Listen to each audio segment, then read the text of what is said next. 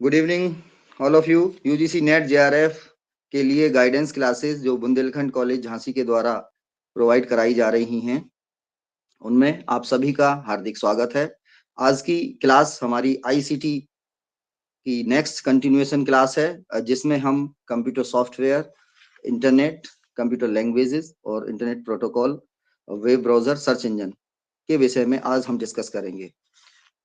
तो मैं अपना स्क्रीन शेयर कर लेता हूं।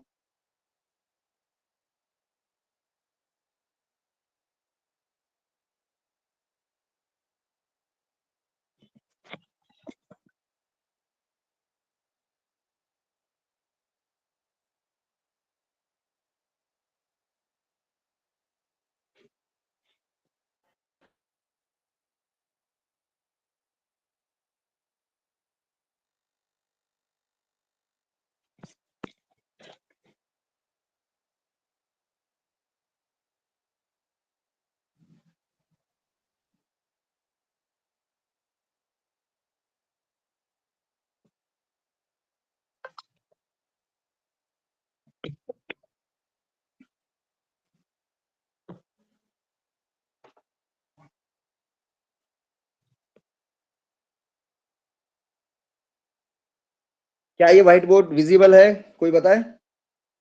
यस सर अभी तो नहीं दिख सर। रहा है। देखो बेटा, यस रिफ्रेश सर। करो अपने। Yes sir, it is visible now. Okay okay okay, thank you thank you thank you. चलिए, हम लोगों ने वैसे तो सॉफ्टवेयर हार्डवेयर पे बात कर ली थी, लेकिन सॉफ्टवेयर पे एक दो क्वेश्चन आगे से अलग आ जाता है, तो थोड़ा सा डीपली हम इनको समझेंगे कि कौन कौन से हमारे सॉफ्टवेयर हैं और कौन से सॉफ्टवेयर को किस कैटेगरी के अंतर्गत रखा जाता है। ठीक है,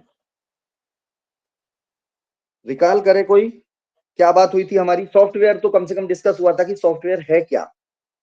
कौन बताएगा?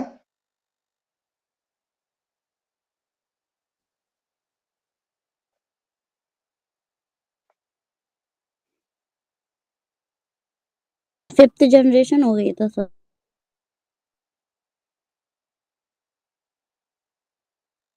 वो तो बेटा हो गया था। आपकी आवाज शायद बीच में ब्रेक हो गई। क्या कहना चाहते थे? मुझ तक पहुंची नहीं। नहीं सर, मैं कुछ नहीं बोल रही, आप बोल रहे थे कहाँ तक हो गए, तो मैंने ये बोला कि सिर्फ ओके ओके, फिफ्थ जनरेशन हो हम गया था। हाँ, हम कह रहे हैं कि आज हम डिस्कस कर रहे हैं computer software. Actually software hardware ये डेफिनेशन जब हम कंप्यूटर के पार्ट्स, कंप्यूटर टेक्नोलॉजी के पार्ट्स पढ़ रहे थे, तब हमने सॉफ्टवेयर हार्डवेयर को डिफाइन किया था। तो आप रिकॉल करें कि सॉफ्टवेयर क्या है, किससे आप सॉफ्टवेयर को समझते हैं, ये मैं पूछ रहा हूं। एनीवन? सर, सॉफ्टवेयर मींस एक ऐसा सिस्टम जो हार्डवेयर को रन करने के लिए काम में आता है। विदाउट सॉफ्टवेयर हार्डवेयर रन हो ही नहीं सकता है। सिस्टम नहीं कहेंगे हम उसको, क्या कहेंगे? आप सही पहुंच रहे हैं, हम कहेंगे उनको प्रोग्राम। ठीक है, ओके, हाँ yes sir, program, right sir. Program, instructions, details, है ना, रिटन इंस्ट्रक्शंस, हम इनको सॉफ्टवेयर बोलते हैं। Right sir. ठीक है। सर, तो प्रोग्रामिंग भाषा में लिखे गए निर्देश को भी तो सर हाँ हम बिल्कुल, लोग वही वही बात है, वही बात है। ओके ओके, जी जी जी। Program that run on hardware, सीधी बात तो ये है, program that run on hardware. ठीक है, अब हार्डवेयर पे हमारे जो इंस्ट्रक्शंस, जो प्रोग्राम रन करते हैं, है ना, जो जो हमारे रिटन इंस्ट्रक्शंस जो रन करती हैं, जिनके जरिए एक कंप्यूटर पूरा सिस्टम जो है वो काम करता है, उन्हें हम कहते हैं सॉफ्टवेयर, है ना। अ सेट ऑफ प्रोग्राम भी हम इनको बोलते हैं, a set of program that form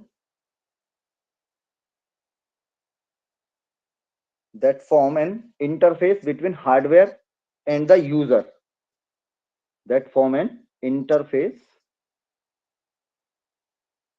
between hardware and the user। कहने का मतलब है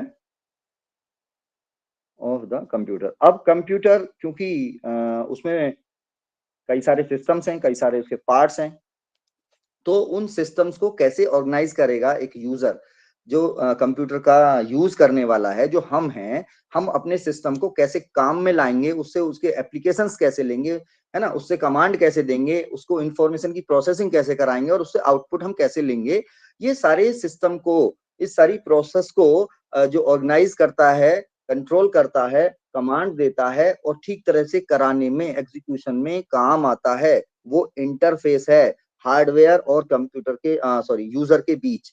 तो कंप्यूटर तो एक मशीन है, कंप्यूटर तो एक यंत्र है, कंप्यूटर के जो पार्ट्स हैं, ठीक है, जो हार्डवेयर है वो रखा हुआ है, लेकिन वो कैसे काम करता है, सीधा यूजर उसको अपनी लैंग्वेज से कमांड नहीं दे सकता, है ना, सीधा यूजर उसको हार्डवेयर से अपने काम नहीं ले सकता। तो यूजर को हार्डवेयर से काम लेने के लिए जिस लैंग्वेज की जरूरत पड़ती है, जिस इंस्ट्रक्शन की जरूरत पड़ती है, जिस प्रोग्राम की जरूरत पड़ती है, जिस इंटरफेस की जरूरत पड़ती है, वो इंटरफेस है हमारा सेट ऑफ प्रोग्राम, या कहें हम कंप्यूटर सॉफ्टवेयर। क्लियर? चलिए, सीधी बात है, इंस्ट्रक्शंस कह सकते हैं, है ना। अब हम इसमें आगे थोड़ा सा चलेंगे, टाइप्स ऑफ सॉफ्टवेयर। एक दो क्वेश्चन यहां से आ सकता है।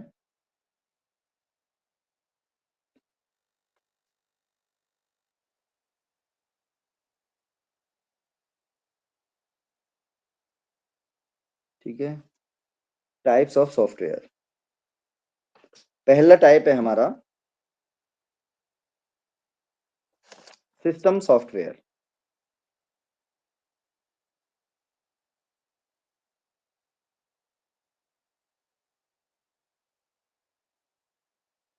ठीक है, जैसा कि इसके नाम से ही हमें पता चल रहा है कि ये वो सॉफ्टवेयर है, वो प्रोग्राम है, वो इंस्ट्रक्शन है जो किसके काम की हैं, सिस्टम के काम की हैं, है ना। इस तरह से आप इसमें एक रीजनिंग लगा सकते हैं कि वो सॉफ्टवेयर जो सिस्टम के काम आता है, सिस्टम मींस कंप्यूटर, तो ये कंप्यूटर की अपनी फंक्शनिंग के काम आते हैं, वो हमारे सॉफ्टवेयर हैं, सिस्टम सॉफ्टवेयर, है ना। कंप्यूटर को रन कराने के लिए, कंट्रोल कराने के लिए और उसकी केयर करने के लिए जो सिस्टम है सॉफ्टवेयर का, दैट इज सिस्टम सॉफ्टवेयर। ठीक है, used to run, control and care of computer. ठीक, तो इस काम हमारे आता है सिस्टम सॉफ्टवेयर, और इसको क्या कह सकते हैं, mediator between computer and user, mediator between computer and user. ठीक है, कंट्रोल्स, क्या करता है, कंट्रोल्स इंटरनल ऑपरेशंस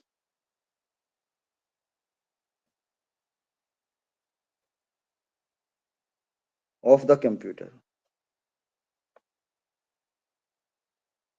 ठीक है,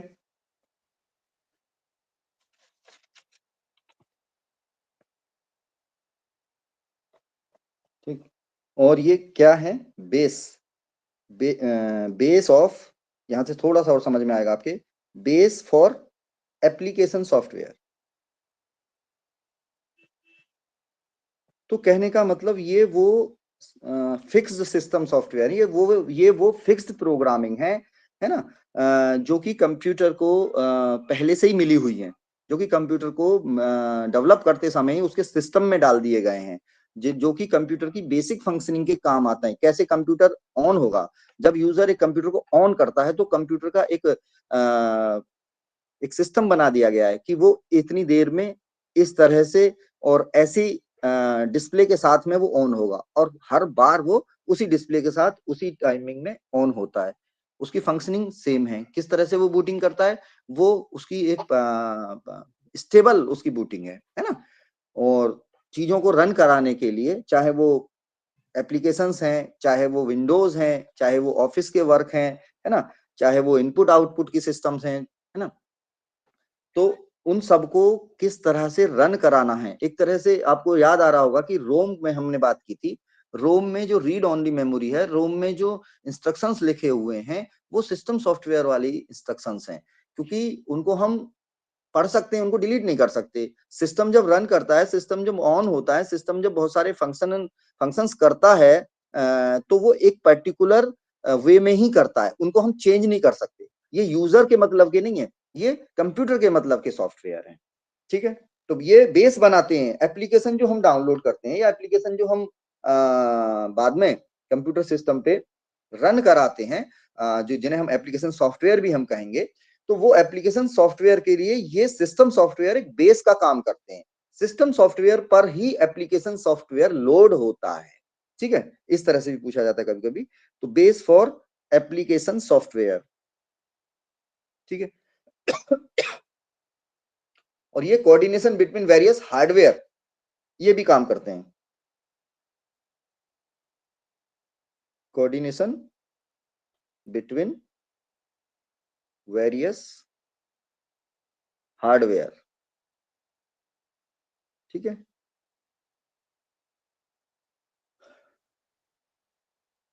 ensuring या ensures proper functioning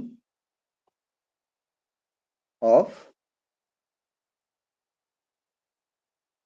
कंप्यूटर, ठीक है सर जी। सर अभी आपने जो बूटिंग बोला था, तो सर हाँ बेटा, बूटिंग का जो वर्क रहता है वो कंप्यूटर को स्टार्ट व रीस्टार्ट करने का प्रोसेस होता है ना सर, बूटिंग? हाँ जी बिल्कुल बिल्कुल। बूटिंग इज द जी process of starting the computer, है ना। जी सर। अब देखिए, जब स्टार्टिंग में जब हम करते हैं, कोई गाड़ी भी हम स्टार्ट करते हैं, आजकल की तो गाड़ियों में भी एआई और ये सिस्टम आ गए हैं, तो वहां भी रोम होती है, हमने बात की थी। तो वो जी भी सर। एक पर्टिकुलर वे में स्टार्ट होती है रोजाना, अलग से उसका जो सिस्टम है अलग से तो कोई डिस्प्ले नहीं देता, अलग से तो कोई आवाज नहीं करता, रोज एक जैसी करता है ना। तो जी उसके सर। सिस्टम सॉफ्टवेयर में ये चीजें डाली गई, है ना। वही मैं थोड़ा सा लिंक करने की कोशिश कर रहा हूँ कि ये जो है सिस्टम सॉफ्टवेयर को हम एज अ यूजर उनको चेंज नहीं कर सकते, ठीक है। जी हाँ, तो ये प्रॉपर फंक्शनिंग के काम आती हैं। अगर आप उसको किसी दूसरी तरह से फंक्शन कराएंगे तो कंप्यूटर सिस्टम फिर काम नहीं करेगा, ठीक है। चलिए, अब हम बात देखें सिस्टम सॉफ्टवेयर में हमारे कौन कौन से सिस्टम सॉफ्टवेयर हैं। पहला है ऑपरेटिंग सिस्टम, जो मेन इसका एक जो पार्ट है सिस्टम सॉफ्टवेयर का, जो जो एक कहें कि बेस है ना, वो है ऑपरेटिंग सिस्टम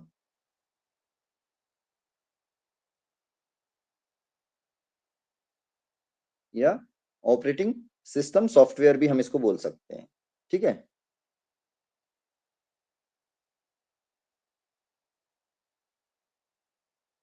सिंपल है, आप लोगों ने सुना है। ऑपरेटिंग सिस्टम क्या है? कंप्यूटर को ऑपरेट कराने के लिए जो सिस्टम चाहिए, कंप्यूटर को ऑपरेट कराने के लिए जो फिक्स्ड एप्लीकेशंस हैं, कंप्यूटर को सुचारू रूप से चलाने के लिए जो टूल हैं, है ना, जो ओवरऑल जो प्रोग्रामिंग है, जिस पे बेस्ड होता है कंप्यूटर का ऑपरेशन, जिस पे कंप्यूटर सिस्टम काम करता है ना, that is called operating system. और इनको हम क्या कह सकते हैं? a set of tools and programs to manage overall working, ठीक है। a set of tools sir, जैसे and डोस और विंडोज भी तो सर इसके एग्जांपल्स हो सकते हैं सर, सॉफ्टवेयर yes के yes ऑपरेटिंग सिस्टम के सर। exactly बिल्कुल right, a set of tools and program to manage overall working of the computer, ठीक।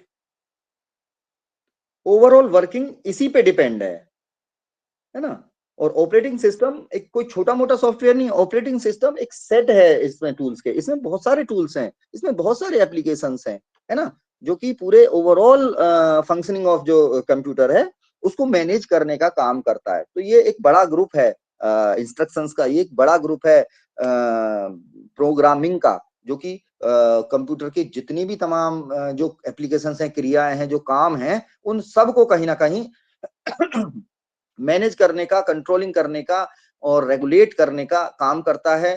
ताकि जो कंप्यूटर है वो इफिशिएंटली वर्क कर सके और उसके हार्डवेयर जो हैं वो ज्यादा से ज्यादा जितना मतलब उनकी क्षमता है वो अपनी मैक्सिमम लेवल ऑफ जो उनकी कैपेसिटी है उस पर काम कर सके, है ना। It is an interface between computer and user. ठीक, हम जब भी कोई काम करते हैं तो हमें एक ऑपरेटिंग सिस्टम की आवश्यकता होती है जैसे आप बात कर रहे थे तो डीओएस, तो ये पुराना हो गया डिस्क ऑपरेटिंग सिस्टम। ठीक है, आजकल हम क्या यूज करते हैं माइक्रोसॉफ्ट का विंडोज हम यूज करते हैं, है ना। विंडोज में भी कितने सारे विंडोज एक्सपी, विंडोज विस्टा और बहुत सारे जो अभी हमारे नए जनरेशन की विंडोज हैं वो क्या है, वो यूजर फ्रेंडली विंडोज आते चले जा रहे हैं और वो एक पूरा पैकेज है विंडो का, उसमें बहुत सारे प्रोग्राम्स हैं यूजर के हिसाब से और आज की जो हमारी नीड है उसके हिसाब से विंडोज को विकसित किया गया है ना। और दूसरे आप देखेंगे लाइनक्स हैं, यूनिक्स हैं और मैकिन्टोश है, जैसे एप्पल अपना मैकिन्टोश जो अपना ऑपरेटिंग सिस्टम है वो यूज करता है। इस तरह से वेरियस जो हमारी कंपनीज हैं वो वेरियस अपने जो कंप्यूटर सिस्टम में अलग अलग अपने ऑपरेटिंग सिस्टम यूज करते हैं, लेकिन विंडोज एक ऐसा ऑपरेटिंग सिस्टम है जो वर्ल्ड वाइड बहुत ज्यादा यूजर्स को या बहुत ज्यादा कंप्यूटर्स में ये यूज किया जाता है। तो कहने का मतलब है कि जब एक यूजर कंप्यूटर से इंटरेक्ट करता है, जब एक कंप्यूटर का मालिक अपने कंप्यूटर से काम लेता है तो उसको कहीं ना कहीं ऑपरेटिंग सिस्टम के थ्रू ही जाना पड़ता है। इसलिए हम इसको क्या कहते हैं, इसलिए हम इसको कहते हैं interface between computer and user. ठीक है,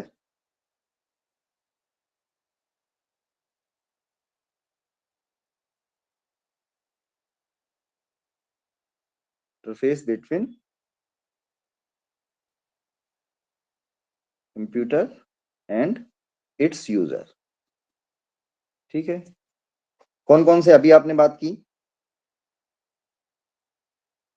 डीओएस की बात की, डिस्क ऑपरेटिंग सिस्टम की बात की, लाइनक्स, विंडोज, हाँ बेटा विंडोज, ठीक है, और यूनिक्स, ये इनमें से कई बार आता है मैकिन्टोश, मैक भी बोलते हैं इसको।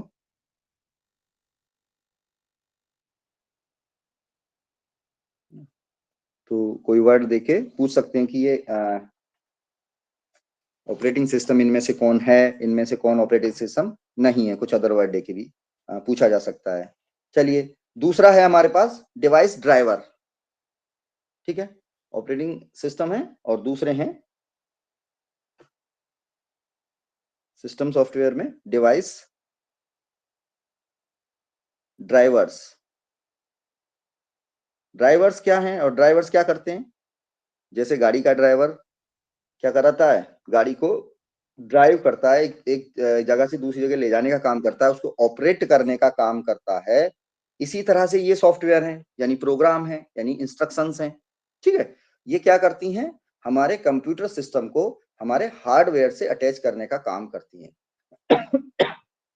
हमारे कंप्यूटर सिस्टम को हमारे हार्डवेयर से जोड़ने का काम करती हैं, उससे उसको इंट्रोड्यूस कराने का काम करते हैं। बहुत सारे हमारे जो हार्डवेयर हैं वो उनके अपने अलग अलग क्या हैं, अपने अलग अलग उनके डिवाइस ड्राइवर्स हैं, है ना। और कोई अटैच किया जाता है एक नया हार्डवेयर जो कि हम कंपनी फिटेड हार्डवेयर नहीं है कंप्यूटर सिस्टम का, लेकिन जब अलग से कोई हार्डवेयर जैसे प्रिंटर मान लीजिए आप अटैच करते हैं, तो जब प्रिंटर आप अटैच करते हैं तो वो प्रिंटर का एक ड्राइवर जो होता है वो आपको क्या करना पड़ता है, उसमें इंस्टॉल करना पड़ता है सीपीयू में। ठीक है, यानी कि वो उसके क्या है, कोड हैं, वो उसके क्या है, इंस्ट्रक्शंस हैं कि आपको इसको अपने सीपीयू में बिठा लीजिए और जिस बार भी इस प्रिंटर से काम लिया जाएगा तो उसको वो मैच करके वो काम देने का वो काम करेगा। चाहे वो स्कैनर हैं, चाहे वो प्रिंटर हैं, चाहे वो मॉनिटर हैं, आजकल डिजिटल कैमराज हैं, बहुत माइक हैं, बहुत सारे ऐसे क्या हैं हार्डवेयर्स हैं जिनको कि जब हम कंप्यूटर सिस्टम में अटैच करते हैं तो उनके ड्राइवर्स जो हैं वो इंस्टॉल होते हैं और वो काम कराते हैं। तो सीधी सी बात है, ये क्या करते हैं, उसको बताते हैं कि साहब ये एक क्या है, ये कैनन का इसमें प्रिंटर ये ऐसे है, तो कैनन का जो ड्राइवर है वो पहले इंस्टॉल होगा और वो सीपीयू को बताएगा कि दिस इज द प्रिंटर और ये ऐसे वर्क करेगा और ऐसे कमांड जब यूजर देगा तो ऐसे ये आउटपुट देगा। तो ये ग्रुप ऑफ इंस्ट्रक्शंस हैं group of instructions that introduces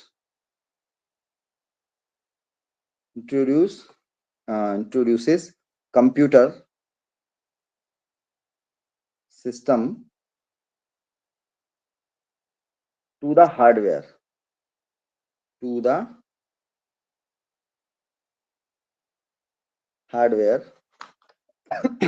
attached. ठीक है, कंप्यूटर सिस्टम को हार्डवेयर के बारे में क्या करता है, इंट्रोड्यूस करता है. ठीक है, चलिए. और तीसरे हमारे सिस्टम सॉफ्टवेयर हैं हमारे लैंग्वेज ट्रांसलेटर.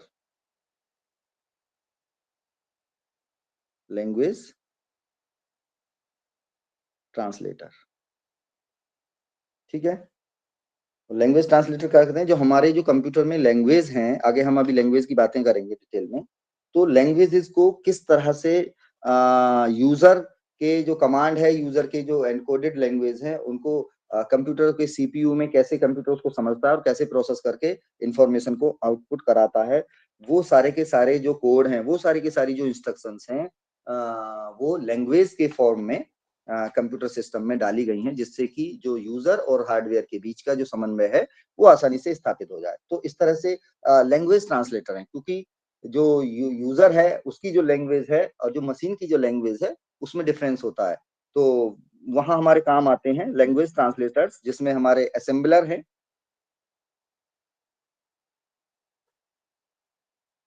है ना, इंटरप्रेटर हैं,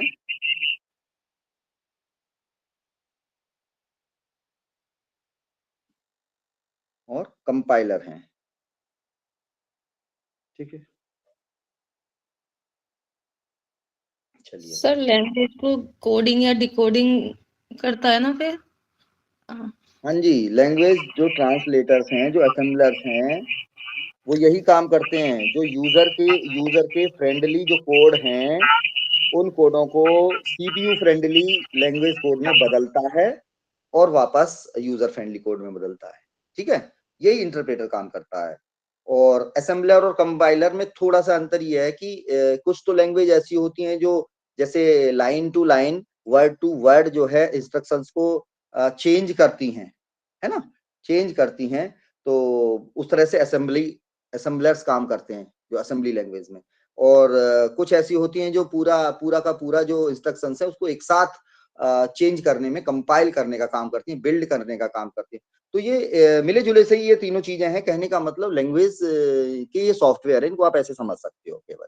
ठीक है, तो ये भी क्या है, ये भी सिस्टम का पार्ट है. ये भी क्या है, ये भी इनबिल्ट सिस्टम है ना. ये भी क्या है कि इनको हम चेंज नहीं कर सकते. ये भी रोम में है ना, ये भी सिस्टम में है. ये भी प्रॉपर फंक्शनिंग ऑफ सिस्टम के काम आती हैं. तो इसलिए इनको भी क्या कहा जा रहा है, सिस्टम सॉफ्टवेयर कहा जा रहा है. ठीक है, तो तीन तरह के हमारे पास क्या है, सिस्टम सॉफ्टवेयर हैं. ऑपरेटिंग सिस्टम, जिसपे कि बेस होता है हमारे पूरे कंप्यूटर की फंक्शनिंग, और दूसरे हैं डिवाइस ड्राइवर्स, जो कि हार्डवेयर जो हम अटैच करते हैं उनको रन कराने के काम आते हैं. और तीसरे हैं लैंग्वेज ट्रांसलेटर, जो कि यूजर को अपने जो एप्लीकेशंस हैं उनको यूज कराने का एक मीडियम के तौर पर वो काम आते हैं. ठीक है, तो एक मेन टाइप हो गया हमारा सिस्टम सॉफ्टवेयर. दूसरा हमारा मेन टाइप है एप्लीकेशन सॉफ्टवेयर.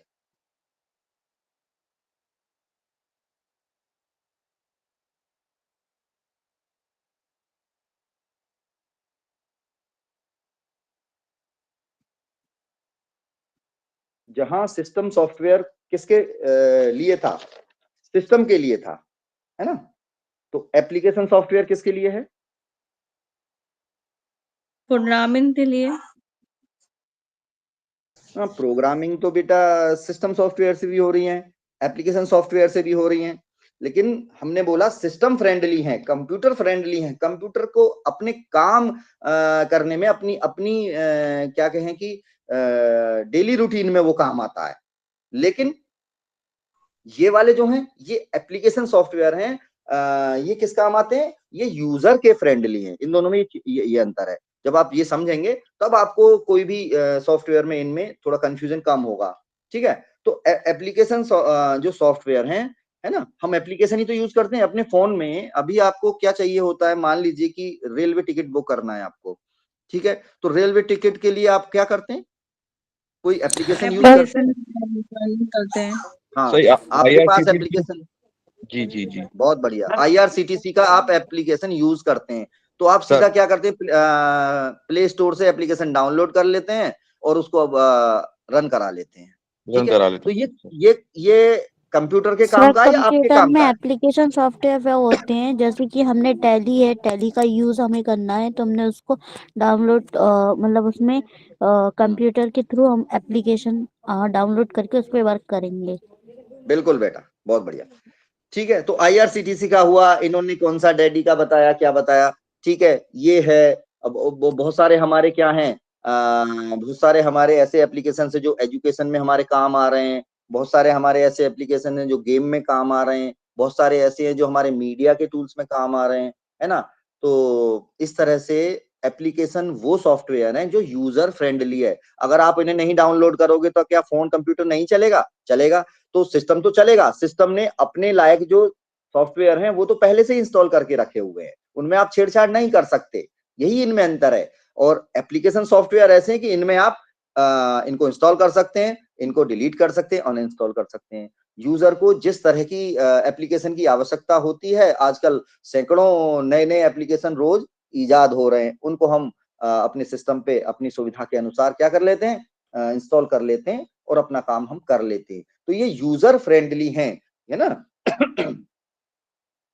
क्या है ये? User friendly programme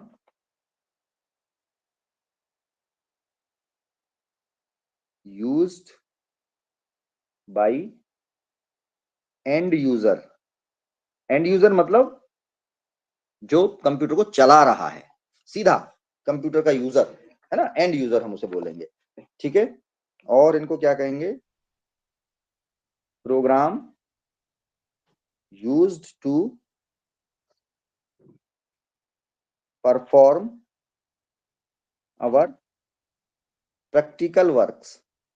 practical sir मतलब जैसे बैंक में हम लोग जैसे बैंक जाते हैं उसमें जो ट्रांजैक्शन करते हैं लेन देन, तो जो सर उसमें जो बैंक एम्प्लॉइज होते हैं वो सर उनके पास भी तो ये वाला सॉफ्टवेयर होता है सर, उसमें जो हमारी ट्रांजैक्शन की सर डिटेल्स वगैरह आती है, आवन जावन हाँ सर जो रहता है पैसे का, तो सर उसको भी तो बोल सकते हैं हम लोग ना सर? हाँ, बिल्कुल बोल सकते हैं। बहुत सारे ऐसे एप्लीकेशन हैं जो भाई कंपनीज के लिए बनाए हैं, बहुत सारे बैंक के लिए बनाए हैं, बहुत सारे कमर्शियल सॉफ्टवेयर बनाए हैं, है ना। और बहुत सारे जो है इनकम और एक्सपेंडिचर के लिए बनाया होता है, बहुत सारे शॉपिंग शॉपिंग की जो साइट्स हैं उनके लिए सॉफ्टवेयर बनता है। वो सब एप्लीकेशन सॉफ्टवेयर है। हम तो एक छोटे लेवल पे अपना अगर हम पर्सनल बात करें, हम अपने लैपटॉप में या मोबाइल में या डेस्कटॉप में या ऑफिस में अगर हम जो बात करते हैं एप्लीकेशन सॉफ्टवेयर, वो हम क्या यूज करते हैं, हम लिखने के लिए यूज करेंगे, हम PDF बनाने के लिए यूज करेंगे, हम एक्सेल बनाने के लिए यूज करेंगे, है ना। हम क्या है, PPT बना लेंगे, हैं, हम प्रिंट आउट लेंगे, हम जो है कोई अपना कोई मल्टीमीडिया डिवाइस को चलाने का कोई सॉफ्टवेयर होगा, है ना। इस तरह से हम अपने ये तो एक नॉर्मल हमारे क्या है, नॉर्मल हमारे एप्लीकेशन सॉफ्टवेयर है, ठीक है। लेकिन जैसे आप बात कर रहे हो बैंक की, तो वो क्या है, वो स्पेशल पर्पज सॉफ्टवेयर कहलाते हैं, ठीक है। वो जनरल पर्पज सॉफ्टवेयर तो हमारे अभी हम बात ही कर रहे हैं, है ना। तो उनको हम स्पेशल पर्पज सॉफ्टवेयर कहेंगे। जैसे कि जो IRCTC अपना यूज करता है, वो कोई जनरल पर्पज सॉफ्टवेयर नहीं है। बैंक जो यूज करता है वो भी जनरल पर्पज सॉफ्टवेयर नहीं है। होटल मैनेजमेंट वाले यूज करते हैं, और बड़ी इंजीनियरिंग कंपनियां, बड़ी बड़ी कमर्शियल कंपनियां, शॉपिंग शॉपिंग साइट्स जो हैं वो अपना वो एप्लीकेशन यूज करती है। तो बड़े बड़े, एक तो ये है कि एप्लीकेशन प्रोवाइडर्स हैं, है ना, बहुत सारी कंपनी है, TCS है, और कितना विप्रो है, इन्फोसिस है। ये क्या करते हैं, ये सॉफ्टवेयर ही तो डेवलप करा रहे हैं। हमें जिस काम के लिए जिस तरह का कोई सॉफ्टवेयर चाहिए होता है वो हमें मिल जाता है, एप्लीकेशन मिल जाता है, और हम उसको इंस्टॉल करके अपना काम करते हैं। तो बिल्कुल ठीक आप कह रहे हो। तो दो तरह के ये एक्चुअली सॉफ्टवेयर हैं, जनरल पर्पस सॉफ्टवेयर जो कि हम रोजमर्रा की लाइफ में हम as a student, as a research scholar, as a teacher या एडमिनिस्ट्रेटर, है ना, हम तो एजुकेशन के पर्पज से देख रहे हैं ना। That are general purpose software, जिसमें कि हम आगे बात करेंगे अभी, जैसे वर्ड प्रोसेसिंग की करें, एक्सेल की, वर्ड की, है ना, पीपीटी की, डाटाबेस मैनेजमेंट सिस्टम बच्चों की अटेंडेंस के लिए होता है, बच्चों की फीस जमा करने के लिए कॉलेज एक सिस्टम यूज करता है ना, बच्चों के फी कलेक्शन के लिए वो क्यूआर कोड जनरेट करते हैं, ये सब है जनरल पर्पज की सॉफ्टवेयर। और जो बड़े लेवल पे, कमर्शियल लेवल पे, बिजनेस लेवल पे जो यूज हो रहे हैं, that are called special purpose software. ठीक है, बहुत अच्छी बात है। चलिए तो कौन कौन से आप सॉफ्टवेयर इसमें यूज करते हैं अधिकतर? अभी हम बात कर रहे थे MS वर्ड, ऑफिस में ये सारा हमारा आ जाता है ना? एक्सेल, MS वर्ड, ये तो सर हाँ सिस्टम तो हाँ, MS ऑफिस में ये सारी चीजें आ जाती हैं, है ना। MS ऑफिस हम यूज करते हैं, ये पूरा क्या है, ये एक पैकेज है ना। इसमें हम MS वर्ड यूज करते हैं, इसमें हम पीपीटी। एक्सेल यूज करते हैं, इसमें हम पीपीटी यूज करते हैं, है ना, नोटपैड, वर्ड पैड, ये सारी की सारी चीजें यूज करते हैं। डाटा, ये वर्ड एडो प्रोसेसिंग, फोटोशॉप। यस हाँ, सर। है ना, फोटोशॉप है, ओरेकल है, MS एक्सेस करके एक माइक्रोसॉफ्ट का आया है ना, एक्सेस। हाँ। और जैसे जैसे आप देखें, एप्पल का अपना होता है, वो उसमें नंबर्स, एप्पल नंबर्स है ना, एप्पल का जो है एक एप्लीकेशन है नंबर्स करके, जो ऑफिस यूज नहीं करते, वो कंपनियां अपने दूसरे तरह के ऐसे सॉफ्टवेयर यूज करती हैं, सेम जो पीपीटी बनाने के लिए। अभी जैसे अब एआई का भी क्या इंट्रोडक्शन जब हुआ है इन सब में, आईसीटी में जब एआई आया है, तो आपने किसी को कुछ याद आ रहा है, कोई कोई ऐसा टूल याद आ रहा है जिससे आप फटाफट पीपीटी बना सकते हैं, फटाफट कोई आप रिसर्च पेपर लिख सकते हैं, फटाफट कोई कहानी लिख सकते हैं, इवन कि आप कविता लिखना चाहें, अभी आपके पास 2 मिनट हैं और एक कोई सिचुएशन है, आप केवल सिचुएशन पे क्या डालेंगे, कुछ कुछ वर्ड्स डाल देंगे और वो पूरी कविता आपको लिख के दे देता है। जी हाँ, सर, जैसे जीपीटी है सर, और चैट भी बहुत जीपीटी है, सारे। बहुत ज्यादा जी फेमस तो आजकल चैट जीपीटी हो रहा है ना। गामा है, जैसे गामा है, गामा आपको 5-7 सेकंड में ही आपकी पीपीटी बना के देता है। आप डालिए उसमें एजुकेशनल रिसर्च डाल दीजिए, या सीधा डाल दीजिए कंप्यूटर सॉफ्टवेयर, आपने डाल दिया टाइप्स ऑफ कंप्यूटर सॉफ्टवेयर, और आपको कितनी स्लाइड चाहिए वो आप उसमें बता दीजिए, उसमें क्या क्या चाहिए, वो अपने आप कंप्यूटर सॉफ्टवेयर क्या है और कितने टाइप के हैं, उनके एग्जाम्पल वो सब देगा। 10 स्लाइड मांगेंगे तो वो ज्यादा मटेरियल दे देगा, 4 स्लाइड मांगेंगे तो वो हेडिंग देगा।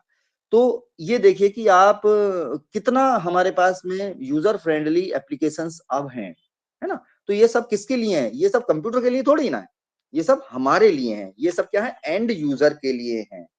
ठीक है, और बहुत सारे हैं, जैसे गूगल अर्थ है ना।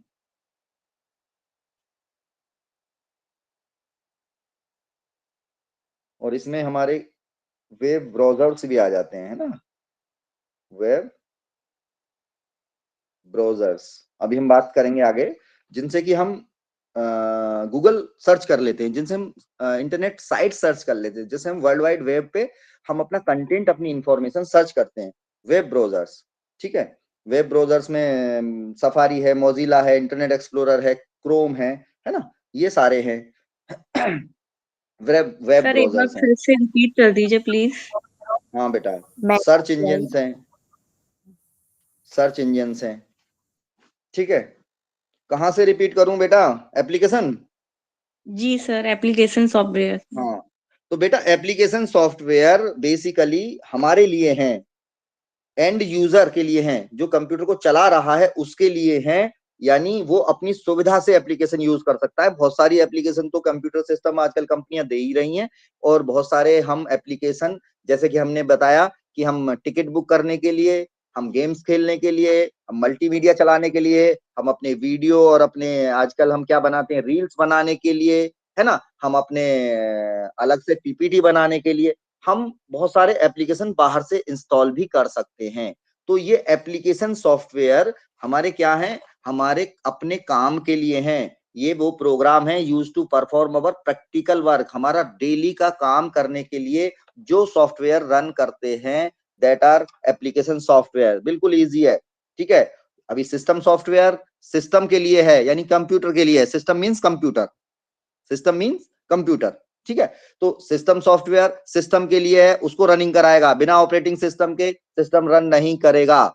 लेकिन एप्लीकेशन सॉफ्टवेयर यूजर के लिए है, बिना एप्लीकेशन सॉफ्टवेयर के सिस्टम चल जाएगा, लेकिन जितना उसमें एप्लीकेशन होंगे उतना ही काम वो करेगा, ठीक है। अगर आपको उससे ज्यादा काम लेने हैं, अगर आपको उसको अपनी मर्जी के काम लेने हैं, तो अपनी मर्जी के एप्लीकेशन उसमें इंस्टॉल करने होंगे, ठीक है। बहुत सारे आजकल जैसे इनबिल्ट जो हमारे एप्लीकेशन सॉफ्टवेयर आ रहे हैं, जिन्हें हम जनरल पर्पस सॉफ्टवेयर कह रहे हैं, जिसमें हम MS word, WordPad, MS office में जो हम काम करते हैं, PPT, वर्ड और एक्सेल की जो फाइल है हम वो बना लेते हैं, है ना।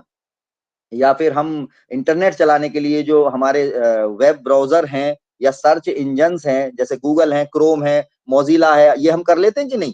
इंटरनेट एक्सप्लोरर है। कोई कंप्यूटर आप लाते हैं उसमें क्रोम नहीं होता, तो आप फटाफट क्रोम इंस्टॉल कर लेते हैं, क्योंकि वो ज्यादा यूजर फ्रेंडली है, ज्यादा इजी टू यूज है। मोजिला उतना इजी टू यूज नहीं है, इंटरनेट एक्सप्लोरर उतना इजी टू यूज नहीं है ना। एप्पल सफारी, अगर एप्पल के हैं तो आप एप्पल सफारी जब चलाते हैं तो वो थोड़ा सा क्या है कि डिफिकल्ट टू यूज है, लेकिन जब क्रोम चलाते हैं तो इजी है। तो आप क्या कर लेते हैं, एप्लीकेशन अपने अकॉर्डिंग, तो ये यूजर फ्रेंडली हैं, ठीक है।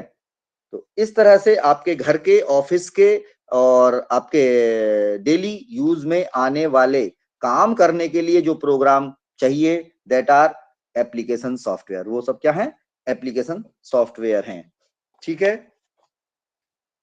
Yes sir.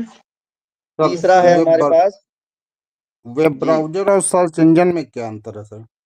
हाँ बिल्कुल, मैं अभी इस पे आगे बात करूंगा, लंबे थोड़ा डिटेल में, है ना, लास्ट में। लेकिन अभी मैं बता दे रहा हूं थोड़ा सा कि वेब ब्राउजर जो होता है वो एक बड़ी चीज है और सर्च इंजन छोटी चीज है। पहली बात तो ये है, वेब ब्राउजर पे सर्च इंजन काम करता है, ठीक है। वेब ब्राउजर भी हमें इंटरनेट सर्फिंग, ब्राउजिंग के काम आता है, लेकिन वेब ब्राउजर पे क्या रन करते हैं, वेब ब्राउजर पे सर्च इंजन रन करते हैं, ठीक है। अब मैं एग्जांपल दूंगा, वेब ब्राउजर है हमारे गूगल क्रोम, वेब ब्राउजर है मोजिला फायरफॉक्स, वेब ब्राउजर है एप्पल सफारी, है ना, इंटरनेट एक्सप्लोरर, ये सब नाम आपने सुने होंगे। ओपेरा भी सुना होगा, यूसी ब्राउजर भी सुना होगा, ये सब नाम आपने सुने होंगे। ये सब क्या है, ये है ब्राउजर। तो ब्राउजर वो सॉफ्टवेयर है जिसपे सर्च इंजन काम करता है ना। पहले हम क्या खोलते हैं, क्रोम खोलते हैं, ठीक है। अब क्रोम खोलते हैं तो क्रोम में हम क्या खोलते हैं, गूगल। तो गूगल सर्च इंजन है, ठीक है। तो आप ऐसे समझ लीजिए कि एक जो बड़ा बड़ा कंसेप्ट है दैट इज ब्राउजर, और जो छोटा कंसेप्ट है सर्च इंजन। और सर्च इंजन में हम सीधा टाइप करते हैं, गूगल में हम टाइप करते हैं ना, कि हम टाइप कर दें, मान लीजिए हमने टाइप किया ICT, या हमने टाइप किया कंप्यूटर या डेफिनेशन ऑफ कंप्यूटर, सीधा हम सर्च इंजन में टाइप करते हैं और वो सर्च इंजन बहुत सारे क्या दिखा देता है, रिजल्ट्स देता है, बहुत सारे डेफिनेशन देगा, PPT देगा, इमेज देगा, कुछ भी आप डाल दीजिए, वो बहुत सारे ऑप्शंस आपको देता है और उनमें से आप अच्छे से क्लिक कर लेते हैं कोई भी, तो वो खोलता है। तो सर्च इंजन तो क्या है कि लास्ट में जो इंटरनेट पे पड़ा हुआ जो वेब, वर्ल्ड वाइड वेब है, उस पे पड़ा हुआ जो सामग्री है उसको सर्च करता है, खोज के लाता है घर में से चीजें, ठीक है। ये समझ लीजिए कि गोदाम में से वो चीजें खोज के ला रहा है, वो गोदाम का मालिक है सर्च इंजन। लेकिन वो सर्च इंजन तब तक काम नहीं करता जब तक वो किसी ब्राउजर पे ना डाला गया हो। तो ब्राउजर बड़ी चीज है, ठीक है, क्लियर है। अभी मैं आगे आगे इसको फिर डिटेल में हम लास्ट में पढ़ेंगे इसको। जी क्लियर। हाँ जी, हाँ जी। चलिए, एप्लीकेशन सॉफ्टवेयर हो गया। अब हम बात करते हैं यूटिलिटी सॉफ्टवेयर की। जो थर्ड हमारा सॉफ्टवेयर है दैट इज यूटिलिटी सॉफ्टवेयर।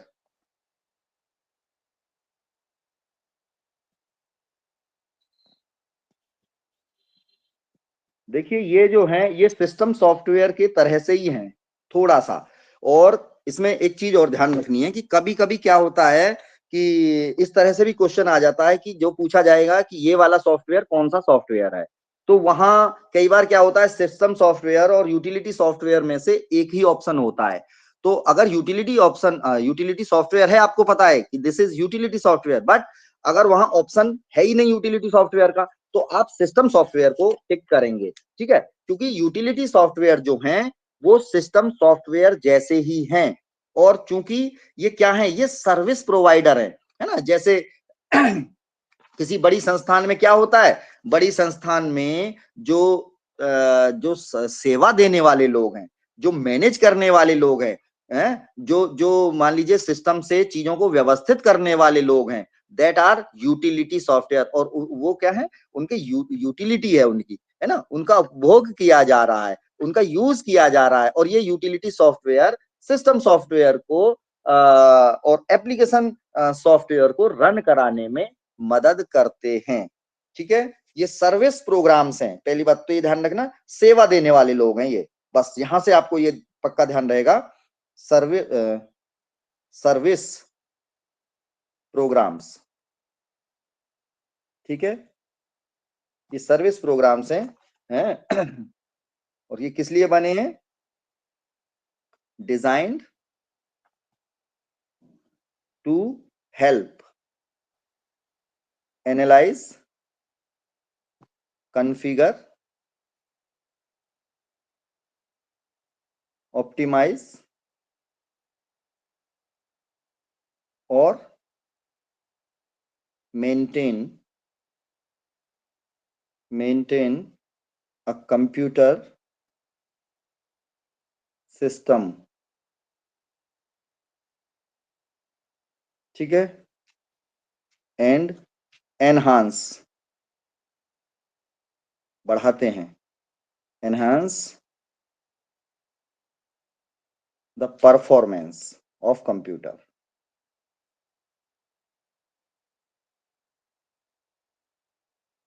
समझ आया? सर्विस प्रोग्राम्स हैं ये सर्विस प्रोवाइडर की तरह से काम करते हैं।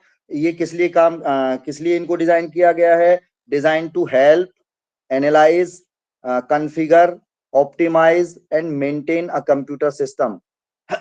यानी कि ये वो मदद करते हैं कंप्यूटर सिस्टम की, उसको एनालाइज करते हैं कि कहाँ गड़बड़ है, उसको वापस से उस पुराने सिस्टम में ले आते हैं। जैसे कई बार क्या है, जब हम गलत कमांड देते हैं तो कई बार कहते हैं ना हैंग हो रहा है सिस्टम, तो वो सिस्टम क्या करता है, थोड़ी देर के लिए रुक जाता है ना, रुक जाता है, इट मीन्स कि वो पुरानी पोजीशन में आ रहा है ना। कई बार लिखा आ जाता है this Windows is not working, या वेट टू क्लोज विंडो, है ना, तो आप थोड़ी देर वेट करते हैं तो वो फिर से अपने होम पेज पे आ जाती है, या फिर से वो काम करने लगती है, या फिर आपको क्लोज करनी पड़ती है ना। ये सब कौन करता है पीछे से, ये सब यूटिलिटी सॉफ्टवेयर करते हैं, है ना। कंप्यूटर को प्रॉपर फंक्शनिंग में ये सेवा देते हैं। जब आप कुछ चीजें इधर उधर गड़बड़ करते हैं तो उसको डिसिप्लिन में लाने का जो काम करते हैं किसी ऑर्गेनाइजेशन में लोग, वो हमारे क्या हैं, वो हमारे यूटिलिटी प्रोवाइडर है। तो ऐसे ही हमारे यूटिलिटी प्रोवाइडर हैं, है ना। और इस तरह से कंप्यूटर की जो परफॉर्मेंस है उसको एनहांस करने का काम ये करते हैं, ठीक है। और समझ में भी आएगा, ये वो प्रोग्राम हैं, program used for maintenance of computer, maintenance, ठीक है, यानी कि बेसिक चीजें। देखिए कोई ऑर्गेनाइजेशन है बहुत अच्छे से काम करती है, उसमें बड़े ऑफिशियल लोग भी होते हैं, उसमें जो है बड़ी हार्डवेयर की चीजें, यानी मशीनें भी उसमें काम कर रही हैं, लोग भी उसमें काम कर रहे हैं, दिमाग का भी काम हो रहा है, मशीनों का भी काम हो रहा है, लेकिन मशीनों को प्रॉपर जगह पे रखना, प्रॉपर क्लोज बंद करना, उनकी साफ सफाई करना, उनमें तेल पानी डालना, सर इससे है ना। नहीं आ रही। बेटा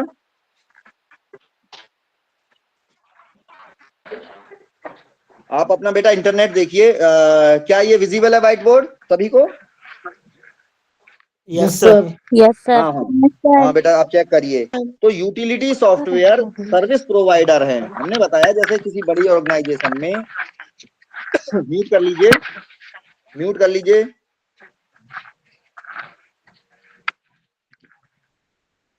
जैसे किसी बड़ी ऑर्गेनाइजेशन में बड़े अधिकारी लोग होते हैं, मशीनें भी होती हैं, सारी चीजें होती हैं, लेकिन वहां कुछ लोग क्या काम करते हैं, मशीनों को प्रॉपर साफ सफाई, रनिंग, तेल पानी का देखना और सेवा करने का काम करते हैं। उनके बिना कोई भी ऑर्गेनाइजेशन कैसे सही काम नहीं कर सकती, चाहे रेलवे है, चाहे बैंक है ना। अधिकारी लोग अपने सिस्टम पे आके बैठते हैं और काम करते हैं, तो क्या जो है उनको किसी सेवा प्रदाता की जरूरत पड़ती है? क्या ऐसे लोगों की जरूरत पड़ती है जो रोजाना उनके सिस्टम को साफ रखें, इलेक्ट्रिसिटी को ऑन ऑफ कराएं, जनरेटर को ठीक रखें, और एसी को ठीक रखें, और सिक्योरिटी चेकअप रखें, है ना। और अपने साफ सफाई का काम करें, या कुछ लंच और डिनर की व्यवस्था वहां करने वाले लोग हैं। यानी कि वो सब क्या है, सर्विस प्रोवाइडर हैं, वो सेवादाता हैं, वो सेवा दे रहे हैं। उनकी वजह से वो बैंक, वो ऑर्गेनाइजेशन, चाहे वो रेलवे है, कुछ भी, चाहे वो कॉलेज है, चाहे यूनिवर्सिटी है, वो उन लोगों की वजह से चलता है। तो इसी तरह से यूटिलिटी सॉफ्टवेयर जो हैं वो हमारे कंप्यूटर सिस्टम के पूरे ऑर्गेनाइजेशन को चलाते हैं। कंप्यूटर सिस्टम में हार्डवेयर, सॉफ्टवेयर सभी को वो प्रॉपरली रन कराने में मदद करते हैं, है ना। और क्या करते हैं, कंप्यूटर की जो परफॉर्मेंस है उसको ऑप्टिमाइज करने का काम करते हैं, उसको बढ़ाने का काम करते हैं, है ना। कौन कौन से इसमें सॉफ्टवेयर आते हैं, जैसे इसमें आप देखें,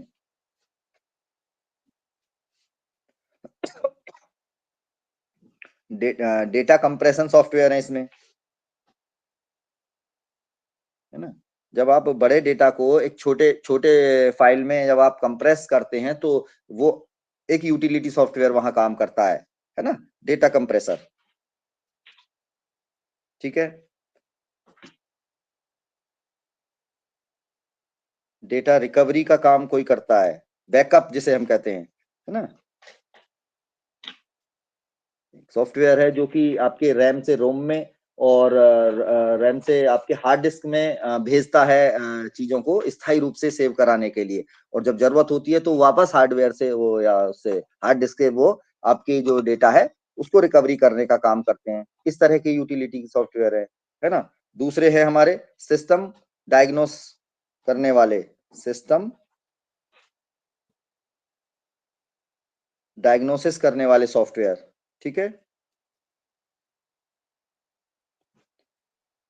और है हमारे वायरस स्कैनर, वायरस स्कैनर है, और एंटीवायरस भी कह सकते हैं इनको, एंटीवायरस हैं, टेक्स्ट एडिटर भी हैं। ये सब क्या हैं, ये सब चूंकि पहले से ही हैं, पहले से ही सिस्टम में वो दिए गए हैं, इसलिए सिस्टम सॉफ्टवेयर की तरह ही है यूटिलिटी सॉफ्टवेयर, है ना। और ये थोड़ा सा एप्लीकेशन सॉफ्टवेयर से अलग इसलिए है कि ये भी क्या करते हैं, सिस्टम सॉफ्टवेयर की तरह सिस्टम को प्रॉपर फंक्शनिंग, सिस्टम के परफॉर्मेंस को मैक्सिमम लेवल पे ले जाने के लिए ये जरूरी होते हैं। ये सर्विस प्रोवाइडर है, चाहे वो डाटा कंप्रेशन में, चाहे बैकअप में, चाहे डिस्क फ्रेगमेंटेशन में, है ना, चाहे वो वायरस के खिलाफ काम करने में, है ना।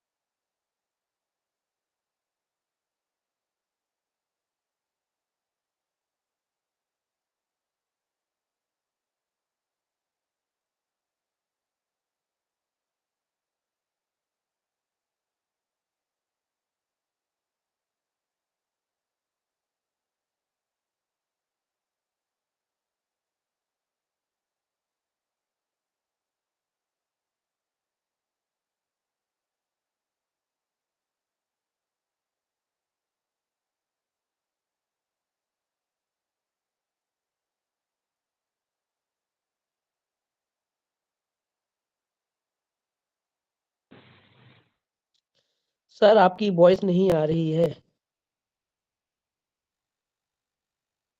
अभी सर म्यूट है।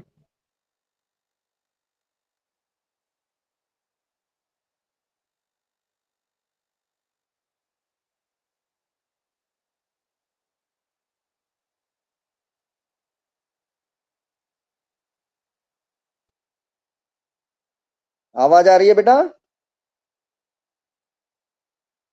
जी सर। सर सर और ये स्क्रीन विजिबल है? यस सर जी सर। स्क्रीन विजिबल नहीं है मुझे लग रहा है। सर। सर विजुअल है। Okay okay okay okay. तो मैं क्या बोल रहा था, यूटिलिटी सॉफ्टवेयर वो सर्विस प्रोग्राम है जो कंप्यूटर को उसके हार्डवेयर, सॉफ्टवेयर और उसकी एप्लीकेशंस को अच्छे से ऑर्गेनाइज कराने में मदद करते हैं, उसको एरर फ्री और अपने तरीके से सारा सिस्टम काम करे उसमें वो काम आते हैं। ठीक है। कंप्यूटर के मेंटेनेंस में कंप्यूटर की ऑप्टिमम जो उसकी परफॉर्मेंस है वो उस पर काम कर सके, उसमें वो काम आते हैं। यहाँ हमने बात की थी वायरस और एंटीवायरस की भी। तो वायरस देखिए, यहाँ क्वेश्चन आता है वायरस क्या है। वायरस भी हमारे यूटिलिटी सॉफ्टवेयर है। ठीक है।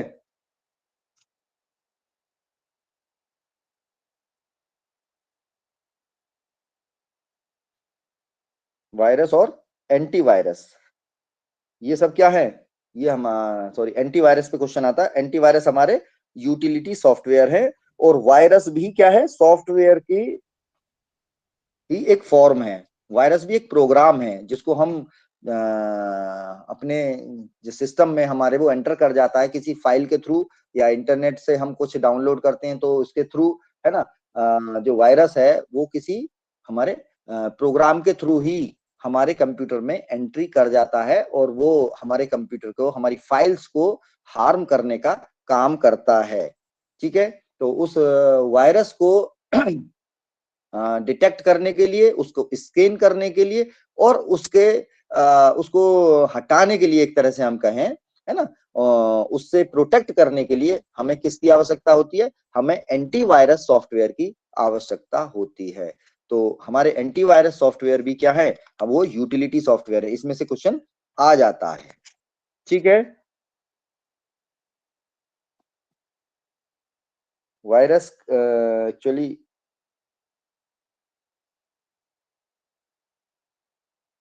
वायरस को हम क्या बोलते हैं, इसका full form vital information resources under seize. Vital information resources under seize, यानी जो हमारी इंपॉर्टेंट इंफॉर्मेशन है वो क्या है, वो खतरे में है। ठीक है। Vital information resources under seize, ये वायरस हम इसको बोलते हैं शॉर्ट में। और इसके लिए हम क्या यूज करते हैं, इसके लिए हम एंटीवायरस यूज करते हैं। ठीक है। एंटीवायरस सॉफ्टवेयर यूज करते हैं। और एंटीवायरस सॉफ्टवेयर हमारे क्या, ये दोनों क्या हैं हमारे, ये हमारे ये भी वायरस भी सॉफ्टवेयर की कैटेगरी के ही हैं। ठीक है। और एंटीवायरस सॉफ्टवेयर भी हमारे क्या हैं, ये भी यूटिलिटी सॉफ्टवेयर है। ठीक है। हाँ, यूटिलिटी सॉफ्टवेयर है। ठीक है। ये भी हमारे सिस्टम को सिक्योर करने के काम आता है। यहाँ तक हो गया, मैं समझता हूँ कोई दिक्कत किसी को नहीं जी होगी। सर, क्लियर है यहाँ तक। Thank you thank you thank you. चलिए थोड़ा आगे चले तेजी से।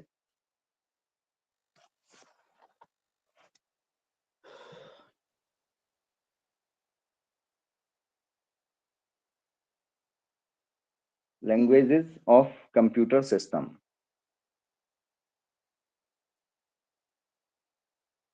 ठीक है।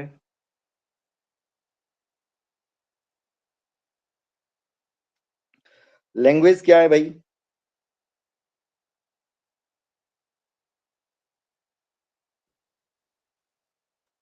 लैंग्वेज भी क्या है, इंस्ट्रक्शंस हैं, प्रोग्राम्स हैं, है ना।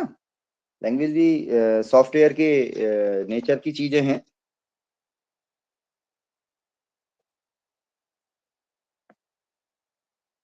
अ set of instructions, a set of instructions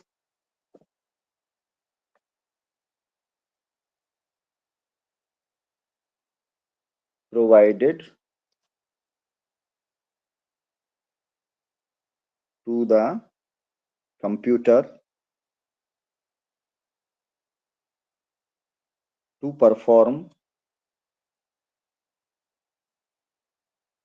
a task. ठीक है, कंप्यूटर को जो इंस्ट्रक्शंस दिए जा रहे हैं किसी टास्क को करने के लिए, उन इंस्ट्रक्शंस का सेट क्या है, एक लैंग्वेज है। अब programme language is a computer language that is used by programmers to communicate with the computer system। ठीक है, specific term. used to communicate with the computer. Computer से हम सीधे कम्युनिकेट नहीं कर सकते, है ना, कंप्यूटर हमारी लैंग्वेज नहीं जानता। हम जो काम ले रहे हैं वो इंस्ट्रक्शंस के रूप में देते हैं, वो एनकोडेड हमारे सिग्नल्स के रूप में हम देते हैं, और उन सिग्नल्स को अभी हम बात कर रहे थे, जो कंपाइलर हैं, असेंबलर हैं, ट्रांसलेटर हैं, इंटरप्रेटर हैं, वो क्या करते हैं, वो उस लैंग्वेज में उसको चेंज करते हैं जिसमें कि वो सीपीयू उसको समझता है। तो ये वो कोड है, ये वो इंस्ट्रक्शंस हैं, ये वो सेट ऑफ इंस्ट्रक्शंस हैं, ये वो प्रोग्राम हैं जो कंप्यूटर से कनेक्ट करने के लिए, कम्युनिकेट करने के लिए, इंस्ट्रक्शन देने के काम आते हैं। ठीक है,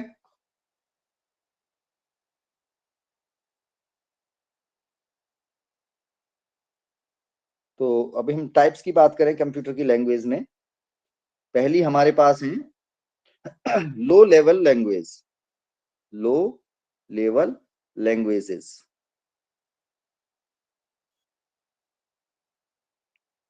है ना। लो लेवल लैंग्वेजेस में क्या है, ये जब स्टार्टिंग की, अगर हम जनरेशन की बात करें कंप्यूटर की, आपको याद होगा अभी हमने पिछली क्लास में डिस्कस किया था, तो वहां जो मशीन लैंग्वेज, असेंबली लैंग्वेज जो यूज हो रही थी, वो मशीन के काम की लैंग्वेज थी, वो यूजर के काम की लैंग्वेज नहीं थी, इसलिए उनको लो लैंग्वेज, लो लेवल की लैंग्वेज कहा गया है, कि वो जो डेवलपर हैं, जो यूजर हैं, है ना, उसको अंडरस्टैंड करने में उनको बड़ा मुश्किल होता था, है ना। वो मशीन को काम करने के लिए तो अच्छी थी, मशीन इफिशिएंटली उनसे वर्क करती थी, लेकिन जो डेवलपर है, जो यूजर है, उनके लिए वो कैसी थी, उनके लिए वो डिफिकल्ट टू अंडरस्टैंड थी। तो कैसी होती हैं लो लैंग्वेज जो होती हैं लोअर लेवल की, डिफिकल्ट टू अंडरस्टैंड, ठीक है, बाय डेवलपर या यूजर, और मशीन फ्रेंडली है ये, मशीन फ्रेंडली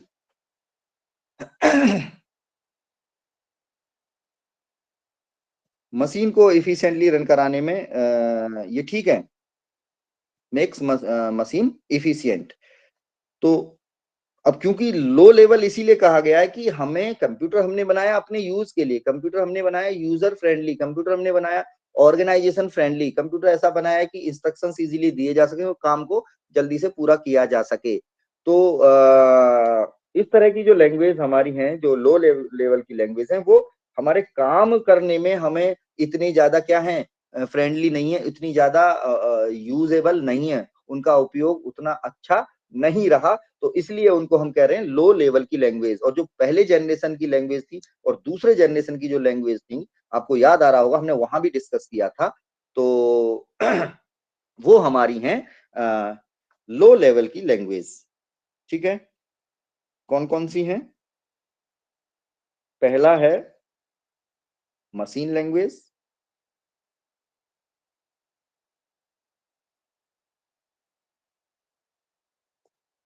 और इसको हम फर्स्ट जनरेशन लैंग्वेज कहते हैं। ठीक है, फर्स्ट जनरेशन लैंग्वेज, ये भी क्वेश्चन आ सकता है, जो फर्स्ट जनरेशन के कंप्यूटर थे उनमें फर्स्ट जनरेशन लैंग्वेज यूज होती थी, दैट इज मशीन लैंग्वेज। और मशीन लैंग्वेज किस पे बेस्ड काम करती थी, बाइनरी सिस्टम पे काम करती थी। बाइनरी मतलब दो वाला सिस्टम, बाइनरी नंबर सिस्टम इसमें था। ठीक है, 0 और 1, ये दो नंबर्स उसमें काम आते थे, और ये मशीन के काम की थी, कंप्यूटर अपना इससे इफिशिएंटली काम करता था, तो इसलिए इसको मशीन लैंग्वेज कहा गया है ना।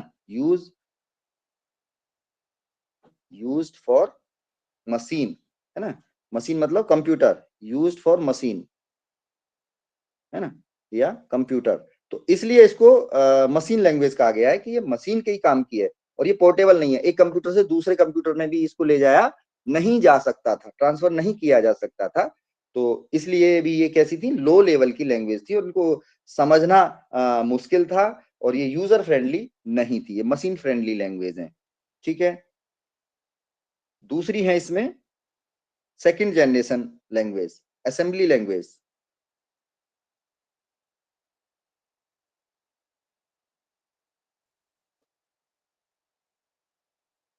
सेकंड जनरेशन लैंग्वेज, ठीक है,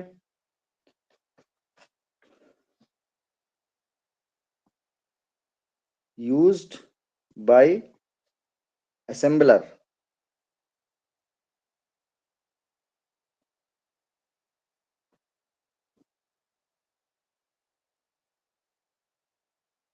for translating machine language। अब मशीन लैंग्वेज को यूजर फ्रेंडली बनाने में जो असेंबलर जो ट्रांसलेट करते हैं उस लैंग्वेज को क्या कहा गया, असेंबली लैंग्वेज कहा गया। कहने का मतलब ये है कि ये थोड़ी सी क्या हो गई, यूजर फ्रेंडली हो गई।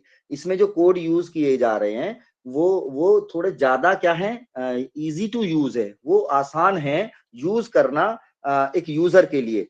तो इसलिए इसको असेंबली लैंग्वेज कहा गया, और इसको असेंबलर के द्वारा यूज किया जा रहा है, इसलिए भी इसको असेंबली लैंग्वेज कहा गया है।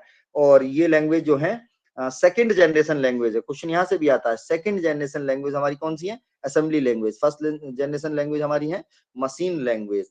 ठीक है, इनमें नेमोनिक कोड का यूज किया गया था, है ना। नेमोनिक, ये कई बार आ सकता है क्वेश्चन।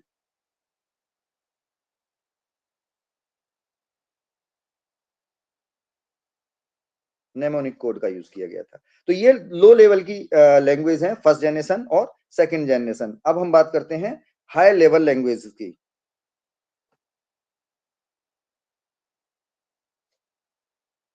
दूसरी है हमारे पास हाई लेवल लैंग्वेज।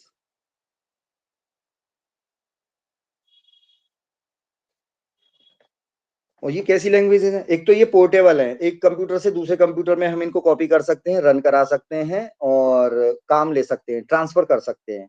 ठीक है, और इसमें ये ज्यादा यूजर फ्रेंडली है, इनको अंडरस्टैंड करना ज्यादा यूजर फ्रेंडली है, ज्यादा आसान है, और ज्यादा इसके क्या है, वाइड इसके स्कोप है ना। तो इसलिए अब जो जितनी कमियां हमारे मशीन लैंग्वेज में और असेंबली लैंग्वेज में थी, उनको दूर करने की कहीं ना कहीं कोशिश की गई है। और ये वाली जो लैंग्वेज है क्या है, वो ह्यूमन फ्रेंडली है, वो यूजर फ्रेंडली ज्यादा है। ठीक है, और इसमें कई सारी लैंग्वेजेस का इसमें जो है इस जनरेशन में बहुत सारी कुछ लैंग्वेजेस हैं, उनका डेवलपमेंट हुआ, अलग अलग लैंग्वेजेस हैं। तो इनको हम एक बार समझ लेते हैं। लेस मेमोरी एफिशिएंट है, but much more human friendly है। तो ये ह्यूमन फ्रेंडली है पहली बात तो, ठीक है, यूजर फ्रेंडली कह सकते हैं, है ना। इजियर है ये, easier to write, understand, maintain and debug, and debug. Debug मतलब एरर फ्री है, ये कहने का मतलब, सॉरी,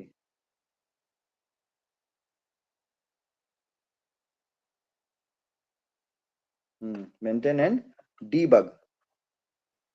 बग मतलब एरर होती है, और डीबग मतलब एरर को हटाना। ये वो लैंग्वेज है जो एरर को अपने आप क्या करती हैं, कम करती रहती हैं। एरर इनमें कम होती है, एरर को कम करना आसान है, और ये ज्यादा यूजर फ्रेंडली है, इजियर टू यूज है, लिखने में, समझने में, मेंटेन करने में, और एरर को कम करने में ये हमारे ज्यादा क्या है, इजी है ना। आजकल की जो ज्यादातर क्या है, जो प्रोग्रामिंग लैंग्वेज है, वो हाई लेवल लैंग्वेजेस हैं। ठीक है, और हाई लेवल लैंग्वेजेस में हमारे कौन कौन से आ रहे हैं, एक तो थर्ड जनरेशन की लैंग्वेज आएगी। पहले अगर हम बात करें थर्ड जनरेशन लैंग्वेज।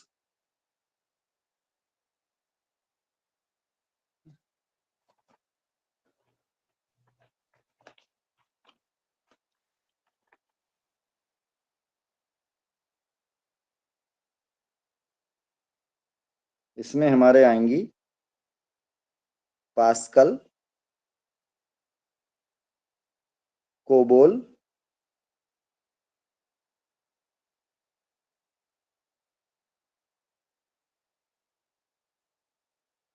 सी, फोर्ट्रान,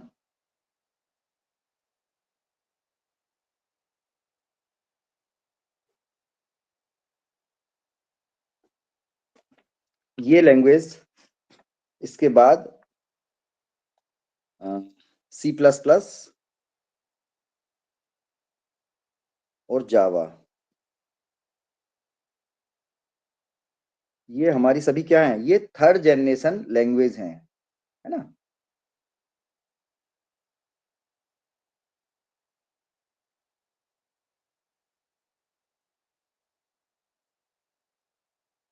चलिए,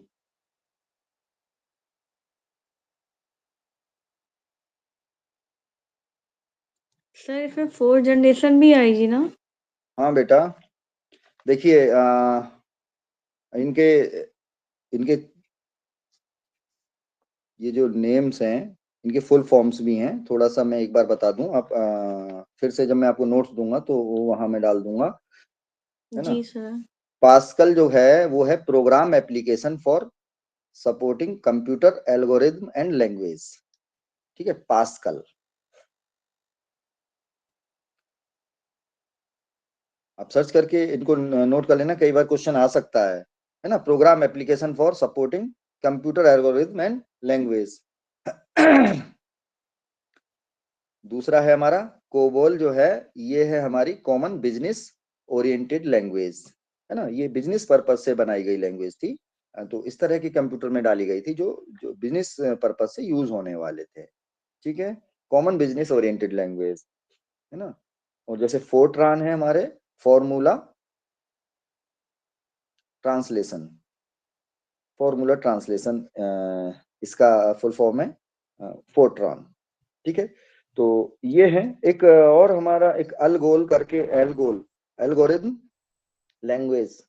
ये भी इसी जनरेशन की है, वैसे इसकी स्टार्टिंग की जनरेशन की है एक्चुअली, लेकिन ये उतनी क्या थी, परिष्कृत नहीं थी, है ना। एलगोल के ही जो प्लेटफॉर्म है उस पर पास्कल बनाई गई थी बाद में, तो एलगोल फेल हो गई थी, वो उतनी उतनी इफिशिएंट वो काम नहीं कर पाई थी। तो एलगोल के जो निर्माता है उन्होंने ही अपना जो पास्कल लैंग्वेज है उसको डेवलप किया था। तो ये भी कई बार इसका भी फुल फॉर्म आ सकता है, एल्गोरिथम लैंग्वेज। ठीक है, ये मैं बाद में आपको फिर से दिलवा दूंगा ये इसके फुल फॉर्म। और जो हमारा सी लैंग्वेज है उसको मदर ऑफ ऑल लैंग्वेज कहा जाता है ना, क्योंकि उसके बेस पे बहुत सारी लैंग्वेजेस को बनाया गया है। वो एक ऐसा स्टार्टिंग की स्टेज की लैंग्वेज है सी, जो कि एक बहुत यूजर फ्रेंडली और बहुत इफिशिएंट लैंग्वेज थी, और उसी के बेस पे ना बाद में डेवलप करके और बहुत सारी यूजर फ्रेंडली लैंग्वेजेस का निर्माण हुआ है। तो इसलिए जो सी है उसको मदर ऑफ ऑल लैंग्वेज भी कहा जाता है।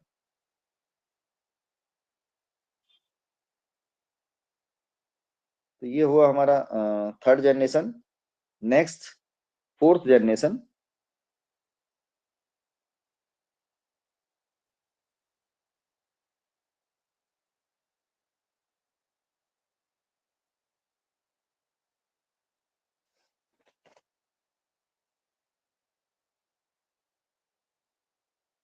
फोर्थ जनरेशन लैंग्वेजेस में क्या विशेष बात है, एक तो ह्यूमन रिजेंबलिंग लैंग्वेज भी इनको कहा जाता है ना। ह्यूमन, जो इंसान जिस तरह से इजीली समझता है उसके ही समान, है ना, इनकी लैंग्वेजेस रखी गई है। कहने का मतलब बहुत easy to understand, easy to write, easy to use ये लैंग्वेज हैं, तो इसलिए इनको क्या ह्यूमन रिजेंबलिंग लैंग्वेज भी कहा जाता है। ये भी ध्यान रखना थोड़ा, ह्यूमन रिजेंबलिंग लैंग्वेजेस। है ना, easy to understand,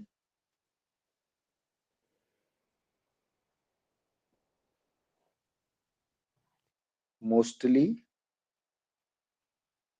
used to access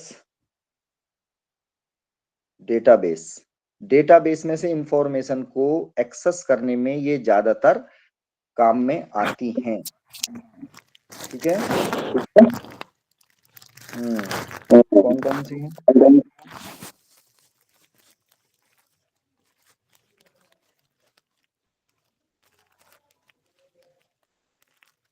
SQL है ये, स्ट्रक्चर्ड क्वेरी लैंग्वेज।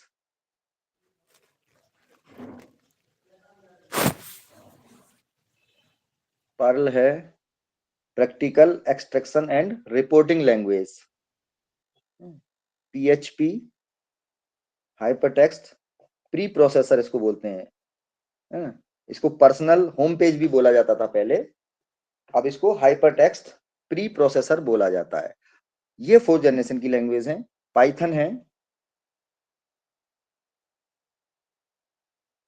रूबी है। ये हमारे ज्यादा क्या है, ज्यादा यूजर फ्रेंडली ये लैंग्वेजेस हैं, ज्यादा ह्यूमन रिजेंबलिंग लैंग्वेज हैं।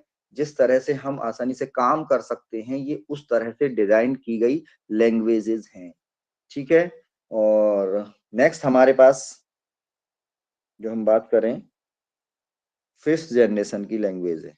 हाई लेवल लैंग्वेजेस में जो लेटेस्ट लैंग्वेजेस हैं, जो कि अभी डेवलप हो ही रही हैं, जो कि हम कहें कि in the process of development है, अभी जिन पे काम चल रहा है, जो कि आज भी यूज हो रही हैं और आगे यूज होंगी, आगे के लिए उनका काम चल रहा है ना। अभी अभी तो हम ये जो 4th जनरेशन लैंग्वेजेस हैं उन्हीं को हम यूज कर रहे हैं, इवन कि हम 3rd जनरेशन की लैंग्वेज भी यूज कर रहे हैं, लेकिन हम 5th जनरेशन लैंग्वेज उन्हें कह रहे हैं जो हमारे फ्यूचर में हमें काम आएंगी, है ना।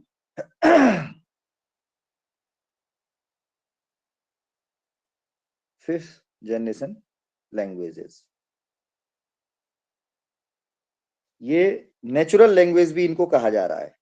नेचुरल लैंग्वेज मतलब बिल्कुल जैसे कि human language,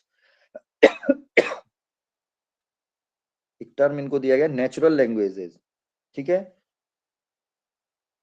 easy to programme, ये प्रोग्रामेबल है, इजी प्रोग्रामेबल है।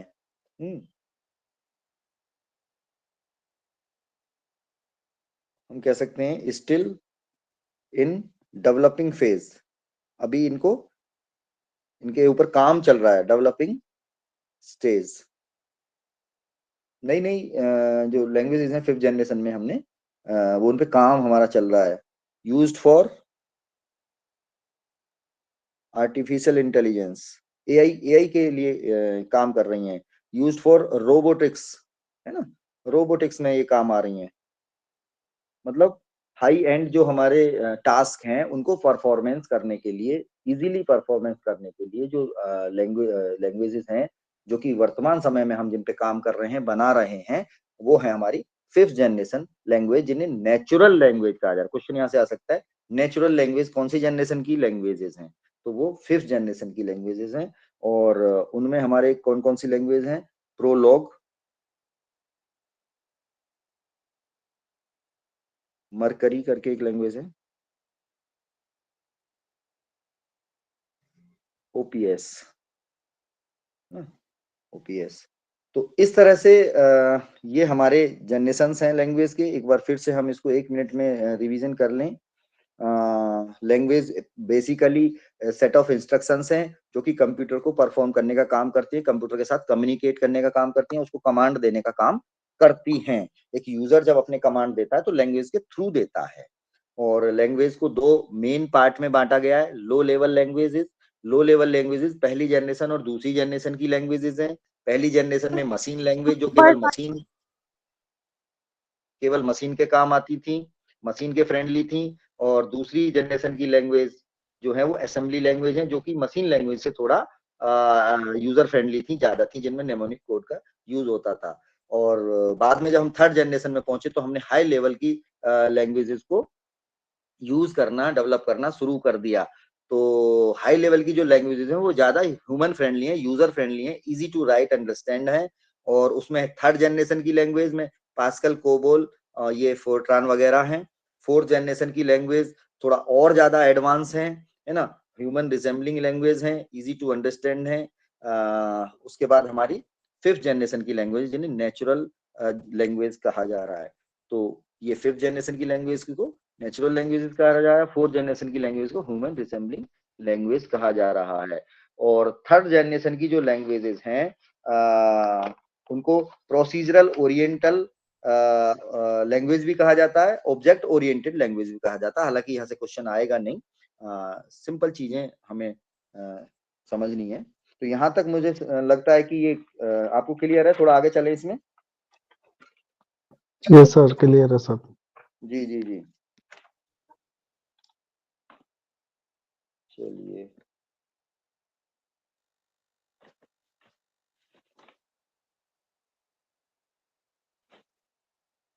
अब बात करते हैं इंटरनेट की सीधे। ठीक है, क्वेश्चन इंटरनेट से आएगा।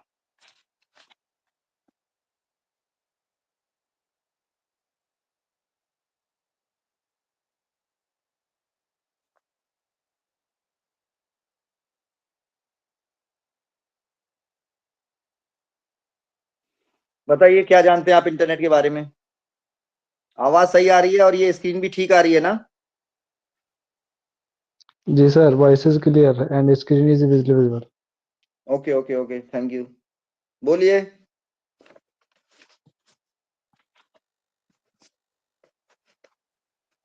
इंटरनेट हम क्या समझते हैं? इंटरनेट से हम यूज भी करते हैं as a user, everyone uses internet today. तो इंटरनेट बेसिकली है क्या, बताएगा कोई? सर एक तरह का नेटवर्क है जिसके द्वारा हम बहुत सारी सूचनाएं प्राप्त कर सकते हैं, मतलब जाल है एक तरह का। कोई और बताओ। ठीक बताया, थोड़ा थोड़ा। जाल है। जाल किसका? सूचनाओं का जाल सर। सर नेटवर्कों का है शायद, आपसी, मतलब बहुत सारे नेटवर्क तो कंप्यूटर। बेटा खुद ही जाल है। नेटवर्क है, नेटवर्क ही एक जाल है, लेकिन नेटवर्क किस चीज का जाल है? सूचनाओं का सर। हाँ, सूचनाओं का तो है, लेकिन सूचनाएं किसके थ्रू? कंप्यूटर सर सिस्टम मतलब के थ्रू, है कंप्यूटर ना? सिस्टम की। हाँ, तो कहने का मतलब ये कनेक्शन है कंप्यूटर सिस्टम्स का। ये बहुत सारे कंप्यूटर सिस्टम्स का एक क्या है, कनेक्शन है ना? आप थोड़ा थोड़ा सही पहुंचे हैं। तो इंटरनेट बेसिकली हमारा नेटवर्क है ना? नेटवर्क ऑफ कंप्यूटर नेटवर्क्स, है ना? कंप्यूटर के नेटवर्क का भी एक बड़ा नेटवर्क जो है उसे हम कहते हैं इंटरनेट। इंटरनेशनल नेटवर्क भी हम इसको बोलते हैं। इसको शॉर्ट में हम इंटरनेट कहते हैं। और ये क्या है? Global system of interconnected computer. Global system of inter connected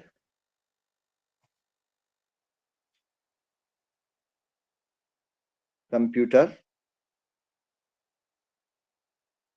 networks.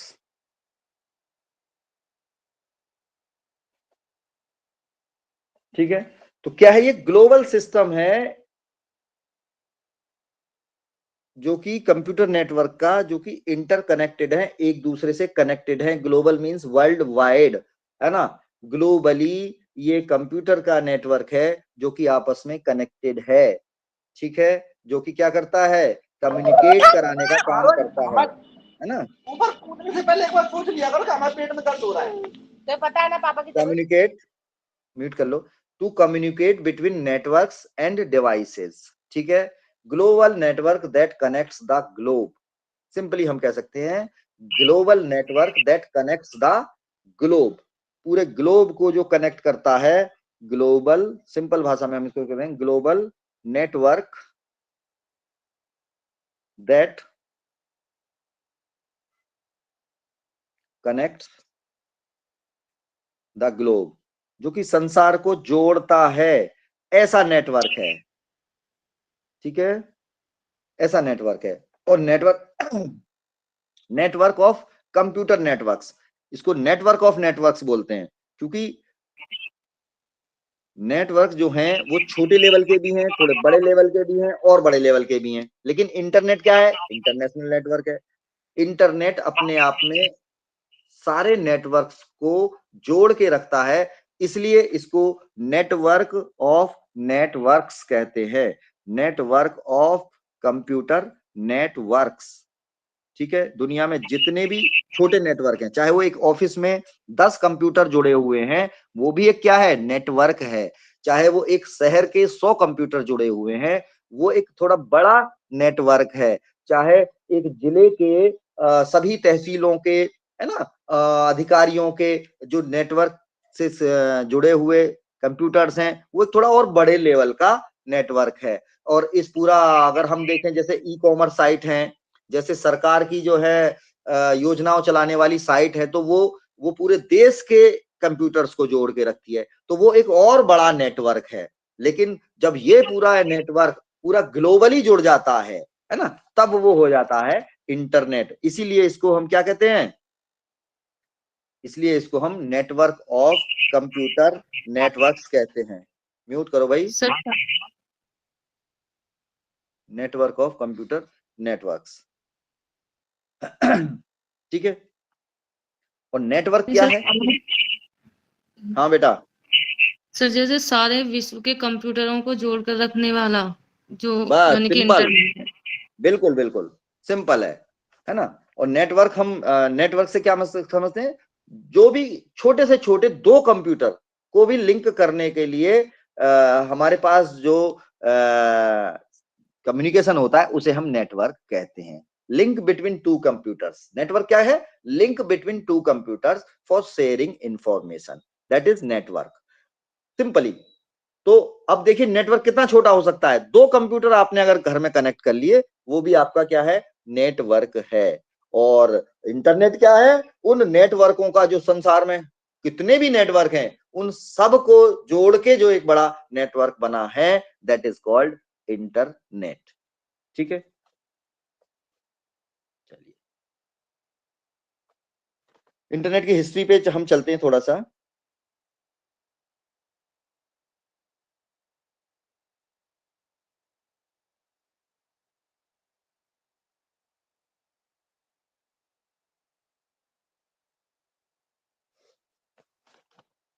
क्या इसका इतिहास रहा, कहां से इंटरनेट हमारा स्टार्ट हुआ, डेवलप हुआ, कैसे इसका जो है प्रादुर्भाव हुआ, कहां से इसकी शुरुआत हुई। तो सर शायद अमेरिका से हुई थी इसकी शुरुआत। हाँ जी बिल्कुल। कुछ और, चलिए बात करते हैं। बहुत अच्छा आपने बताया। देखिए अमेरिकी रक्षा विभाग जो है डिफेंस डिफेंस में सर यूज हुआ था इसका जो, प्रयोग। हाँ अमेरिकी डिफेंस जो जो पेंटागन है डिपार्टमेंट सर, है, वो सर्च पेंटागन। कर रहे थे, है ना, वो सर्च कर रहे थे कि हम अपने आप को कैसे एजुकेशनल इंस्टीट्यूशन से कनेक्ट करें, है ना। तो वो ये चाह रहे थे कि हमारे कंप्यूटर जो है यहाँ से दूसरी जगह, क्योंकि देखिए डिफेंस का जो काम है वो एजुकेशनल इंस्टीट्यूशंस के तालमेल में चलता है। तो क्योंकि डिफेंस में जो रिसर्च हो रही थी वो उनकी उनकी कुछ मेन यूनिवर्सिटीज हैं, तो वहाँ के तालमेल में हो रही थी, वहाँ के सानिध्य में हो रही थी। तो यूनिवर्सिटीज का और उनका क्या था, आना जाना, इंफॉर्मेशन शेयरिंग उनकी चल रही थी। तो इंफॉर्मेशन शेयरिंग के लिए उनको जरूरत हुई कि हम बगैर फिजिकली इधर उधर जाए हुए हम क्या करें, इंफॉर्मेशन शेयर कर पाए अपनी, है ना। तो हमारे सिस्टम में जो है वो हम उनके सिस्टम में कैसे दें। तो इसी उधेड़-बुन में, इसी आवश्यकता के तहत जो है ये खोज हुई अर्पानेट की, है ना। तो defence advance research project agency है, उनका ये पहला काम है, डरपा, है ना। डरपा जो है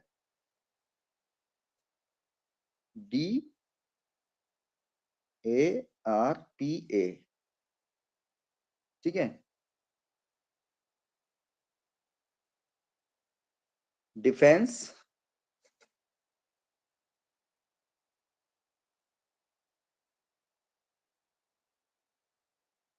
एडवांस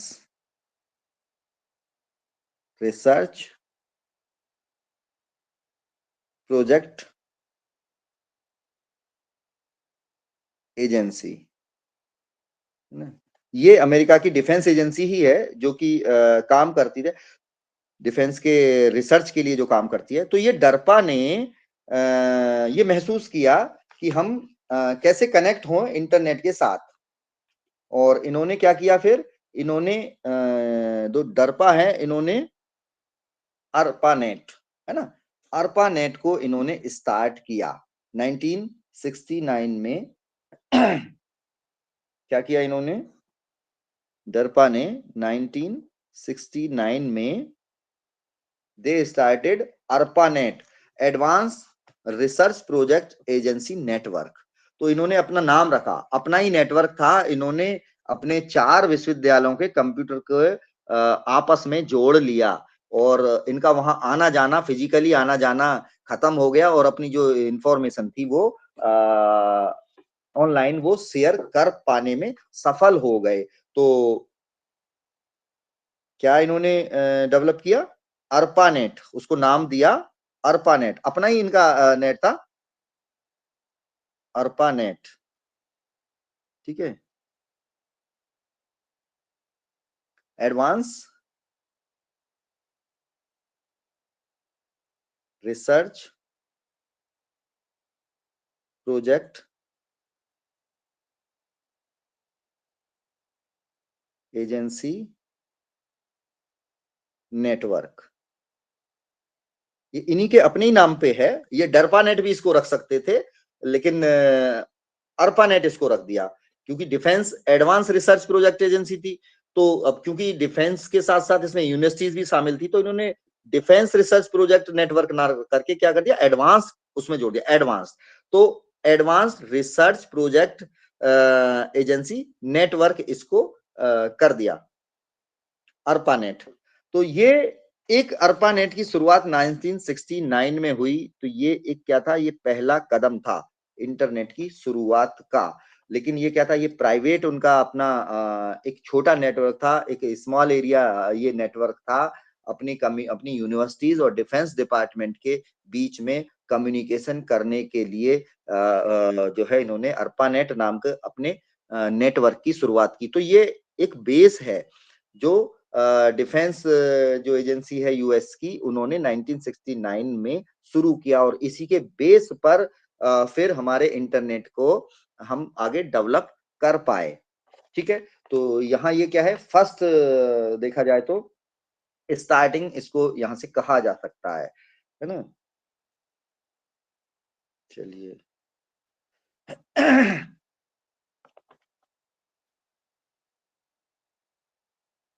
यहाँ क्वेश्चन कई बार आ जाता है, father of internet, father of internet कौन है, फादर ऑफ इंटरनेट, विंट नो बेटा सो गए, विंट सर्फ, है ना। यूएस के ये जो साइंटिस्ट थे, इन्होंने बहुत ज्यादा काम किया इंटरनेट के ऊपर, इंटरनेट के प्रोटोकॉल इन्होंने डेवलप किए, और उसको इजीली यूजेबल और ट्रांसफरेबल बनाया। और तो इनको इसलिए फादर ऑफ इंटरनेट कहा जाता है। हो सकता है क्वेश्चन कहीं से आ जाए। तो चलिए, अर्पानेट के बाद में फिर डेवलपमेंट हुआ धीरे धीरे 1979 में, 1971 72, इसमें ईमेल का इन्वेंशन हुआ, है ना, ईमेल। इलेक्ट्रॉनिक ईमेल था।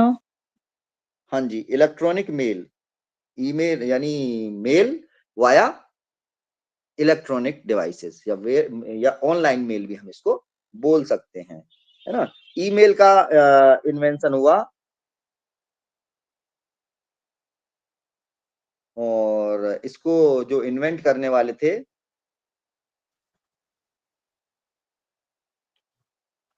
रे टॉमलिंसन, रे टॉमलिंसन, ठीक है। तो ये कई बार क्वेश्चन इतना ही आता है कि ईमेल कब 1971 72 यही इसकी वो है, ईयर है। तो यहाँ ये ईमेल का स्टार्टिंग हो गया। इसके बाद हम चलें आगे 1973 में। सर एक क्वेश्चन आता है कि कौन सा ईमेल एड्रेस सही है कौन सा गलत है, तो इसके विषय में थोड़ा सा वो हम डोमेन में बताएंगे। अभी हम ये थोड़ा सा कर लें, उसमें थोड़ा कई तरह के डोमेन है, तो उस पर थोड़ी लंबी चर्चा होगी, ठीक है। ओके बिल्कुल होगा, जो भी जिस तरह से अभी प्रश्न आएगा उस तरह की सारे टॉपिक्स हम कवर करेंगे, है ना। जी। अभी हम इसकी हिस्ट्री देख लें थोड़ा सा। तो 1973 में टीसीपी और आईपी, है ना, ये प्रोटोकॉल हैं, ट्रांसमिशन कंट्रोल प्रोटोकॉल और इंटरनेट प्रोटोकॉल, है ना, ये डिजाइन हुए। टीसीपी ट्रांसमिशन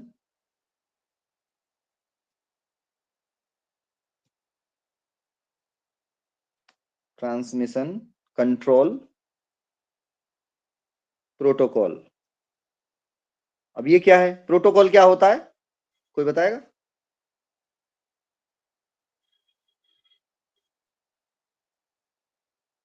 सर कुछ निर्देश दिए जाते हैं, यानी कि किसी भी चीज को आप यूज कर रहे होते हैं तो वह मतलब हाँ, नियम है बेटा ये, फाइल ठीक है। डाउनलोड होती ये वो नियम कानून है जिनके तहत एक यूजर इंटरनेट को यूज करेगा, है ना। भाई कोई भी खेल भी हम खेलते हैं तो वहां भी कुछ नियम होते हैं, कोई मशीन चलाते हैं तो उसके लिए भी क्या होते हैं, निर्देश होते हैं। एक छोटा सा अगर हम कोई डिवाइस पहले खरीद से के लाते हैं, इवन किचन में यूज करने वाला कोई मिक्सर ग्राइंडर भी हम लाते हैं, तो उसको यूज करने के कुछ लिए भी शर्तें मैनुअल होता है जी।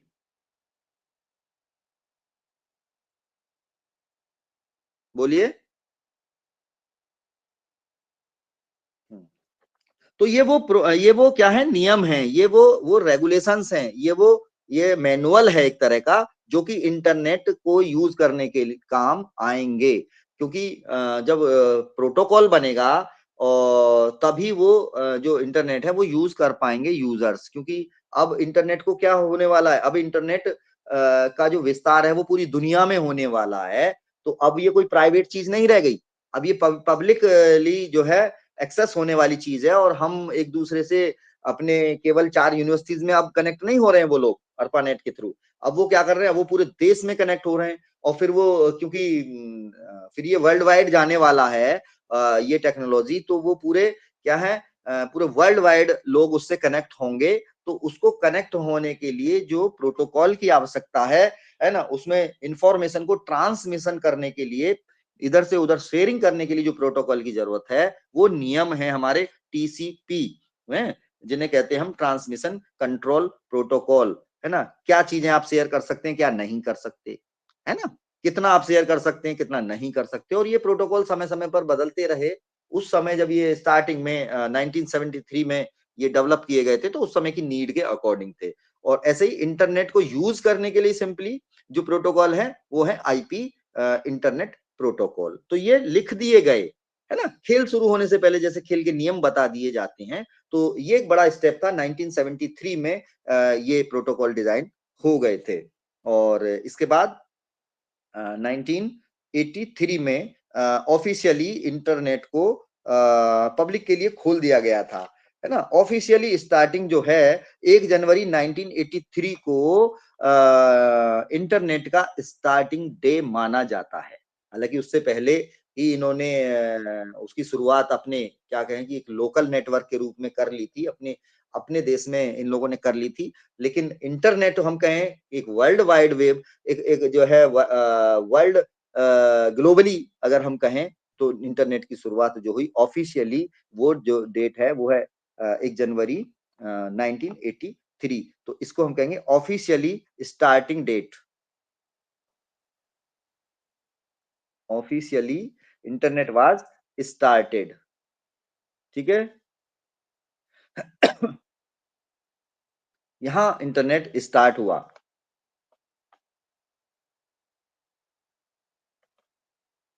इसके बाद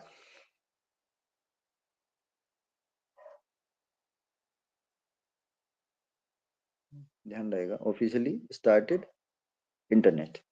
ठीक है,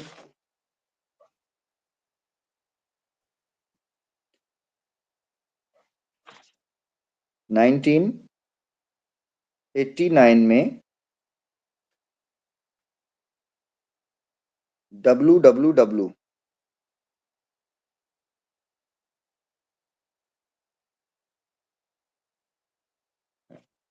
इसको डेवलप किया गया,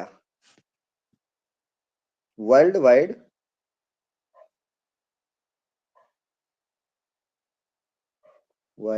वेब।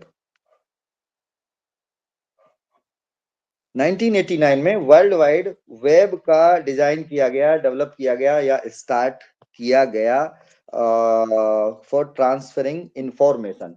अब ये केवल कम्युनिकेशन के लिए और शेयरिंग के लिए अब इंटरनेट का यूज नहीं था, क्योंकि जब 83 के बाद इंटरनेट का यूज होने लगा तो उसमें अपनी जो इंफॉर्मेशन है वो भी शेयरिंग की जाने लगी, इंफॉर्मेशन ट्रांसफरिंग भी की जाने लगी।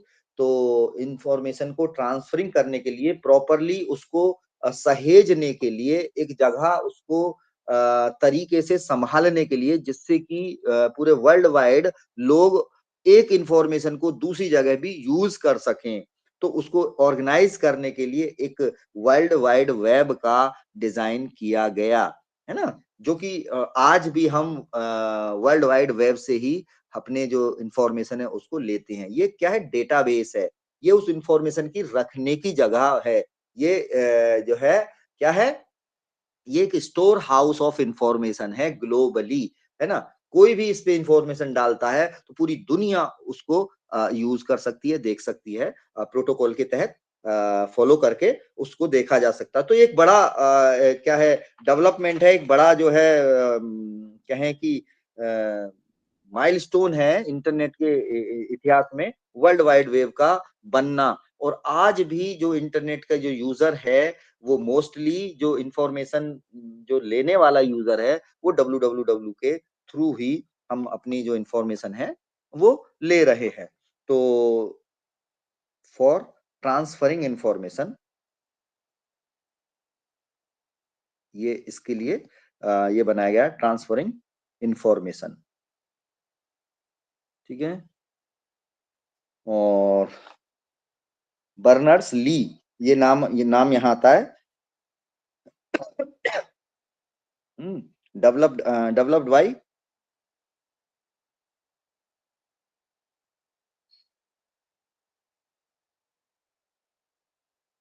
Berners Lee. ठीक है, ये क्वेश्चन आ जाता है कभी। बर्नर्स ली ने 1989 में WWW का डेवलपमेंट किया, स्टार्ट किया। ठीक है, चलिए 1994, अब देखिए जब WWW स्टार्ट हो गया तो अब इस वर्ल्ड वाइड वेब से इंफॉर्मेशन को लेने के लिए हमें किसकी आवश्यकता है, अभी हम बात करते हैं ब्राउजर की, है ना। तो 1994 में कुछ कंपनियों ने अपने वेब ब्राउजर डेवलपमेंट करने शुरू कर दिए, है ना। तो नेटस्केप और माइक्रोसॉफ्ट, इन कंपनियों ने अपने क्या बनाए, web browser.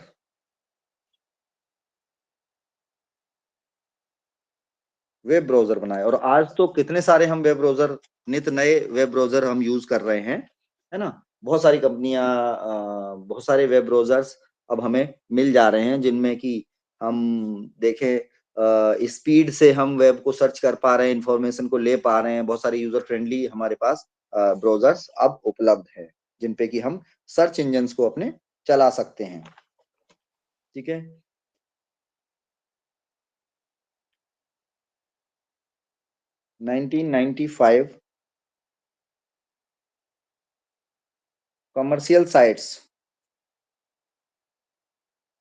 commercial sites were launched on web।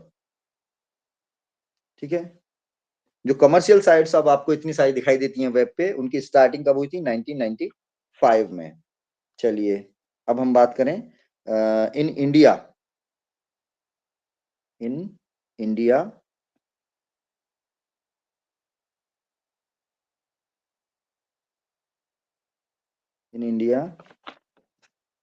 Internet कब स्टार्ट हुआ?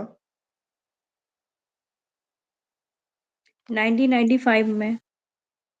हाँ, 1995 में पब्लिक के लिए इंटरनेट खोल दिया गया था, लेकिन उससे पहले 1996 है ना, 1986 में हमने एरनेट अर्नेट को हमने यूज करना शुरू कर दिया था, है ना। एजुकेशनल रिसर्च नेटवर्क इसे हम कहते हैं, एजुकेशनल रिसर्च नेटवर्क। ठीक है, तो अर्नेट का जो स्टार्टिंग है वो 1986 में हो गया था। तो ये एजुकेशनल और रिसर्च जो हमारे ऑफिसेज हैं उनमें ये यूज हुआ था। और 1995 आपने बताया, बिल्कुल सही है।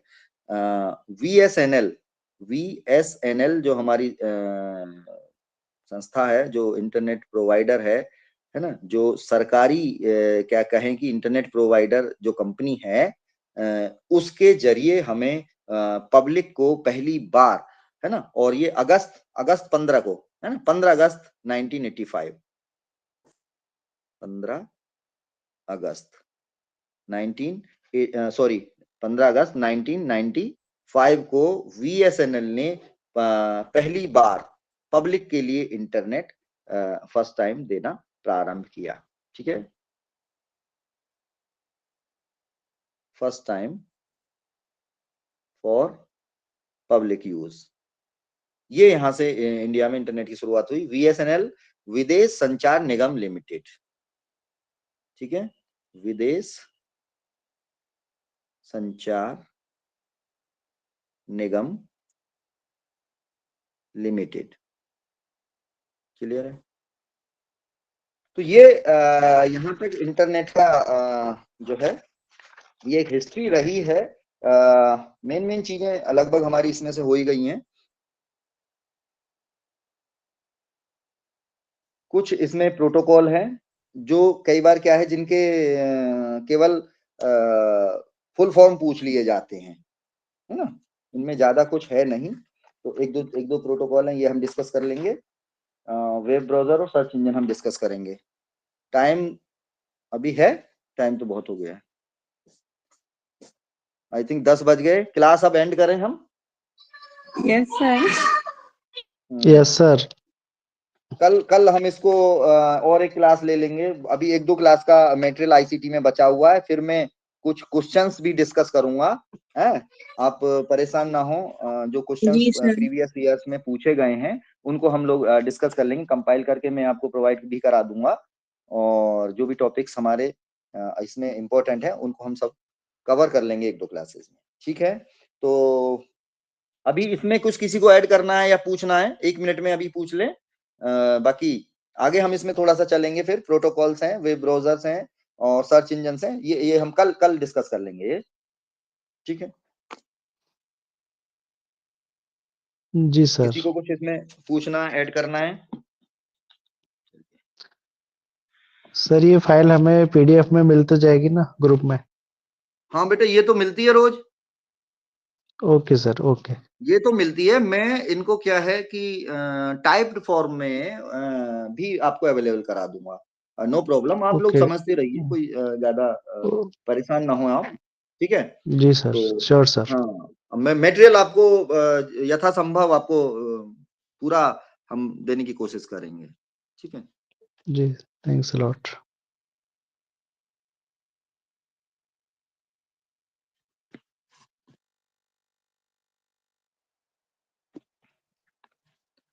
ठीक है, आज का जो हमारा क्लास है अब ओवर होता है। Thank you all of you इतने लंबे समय तक हमारे साथ ज्वाइन रहने के लिए और धैर्यपूर्वक सुनने के लिए और पूरे सेशन में इंटरेक्टिव बने रहने के लिए। Thank you very much.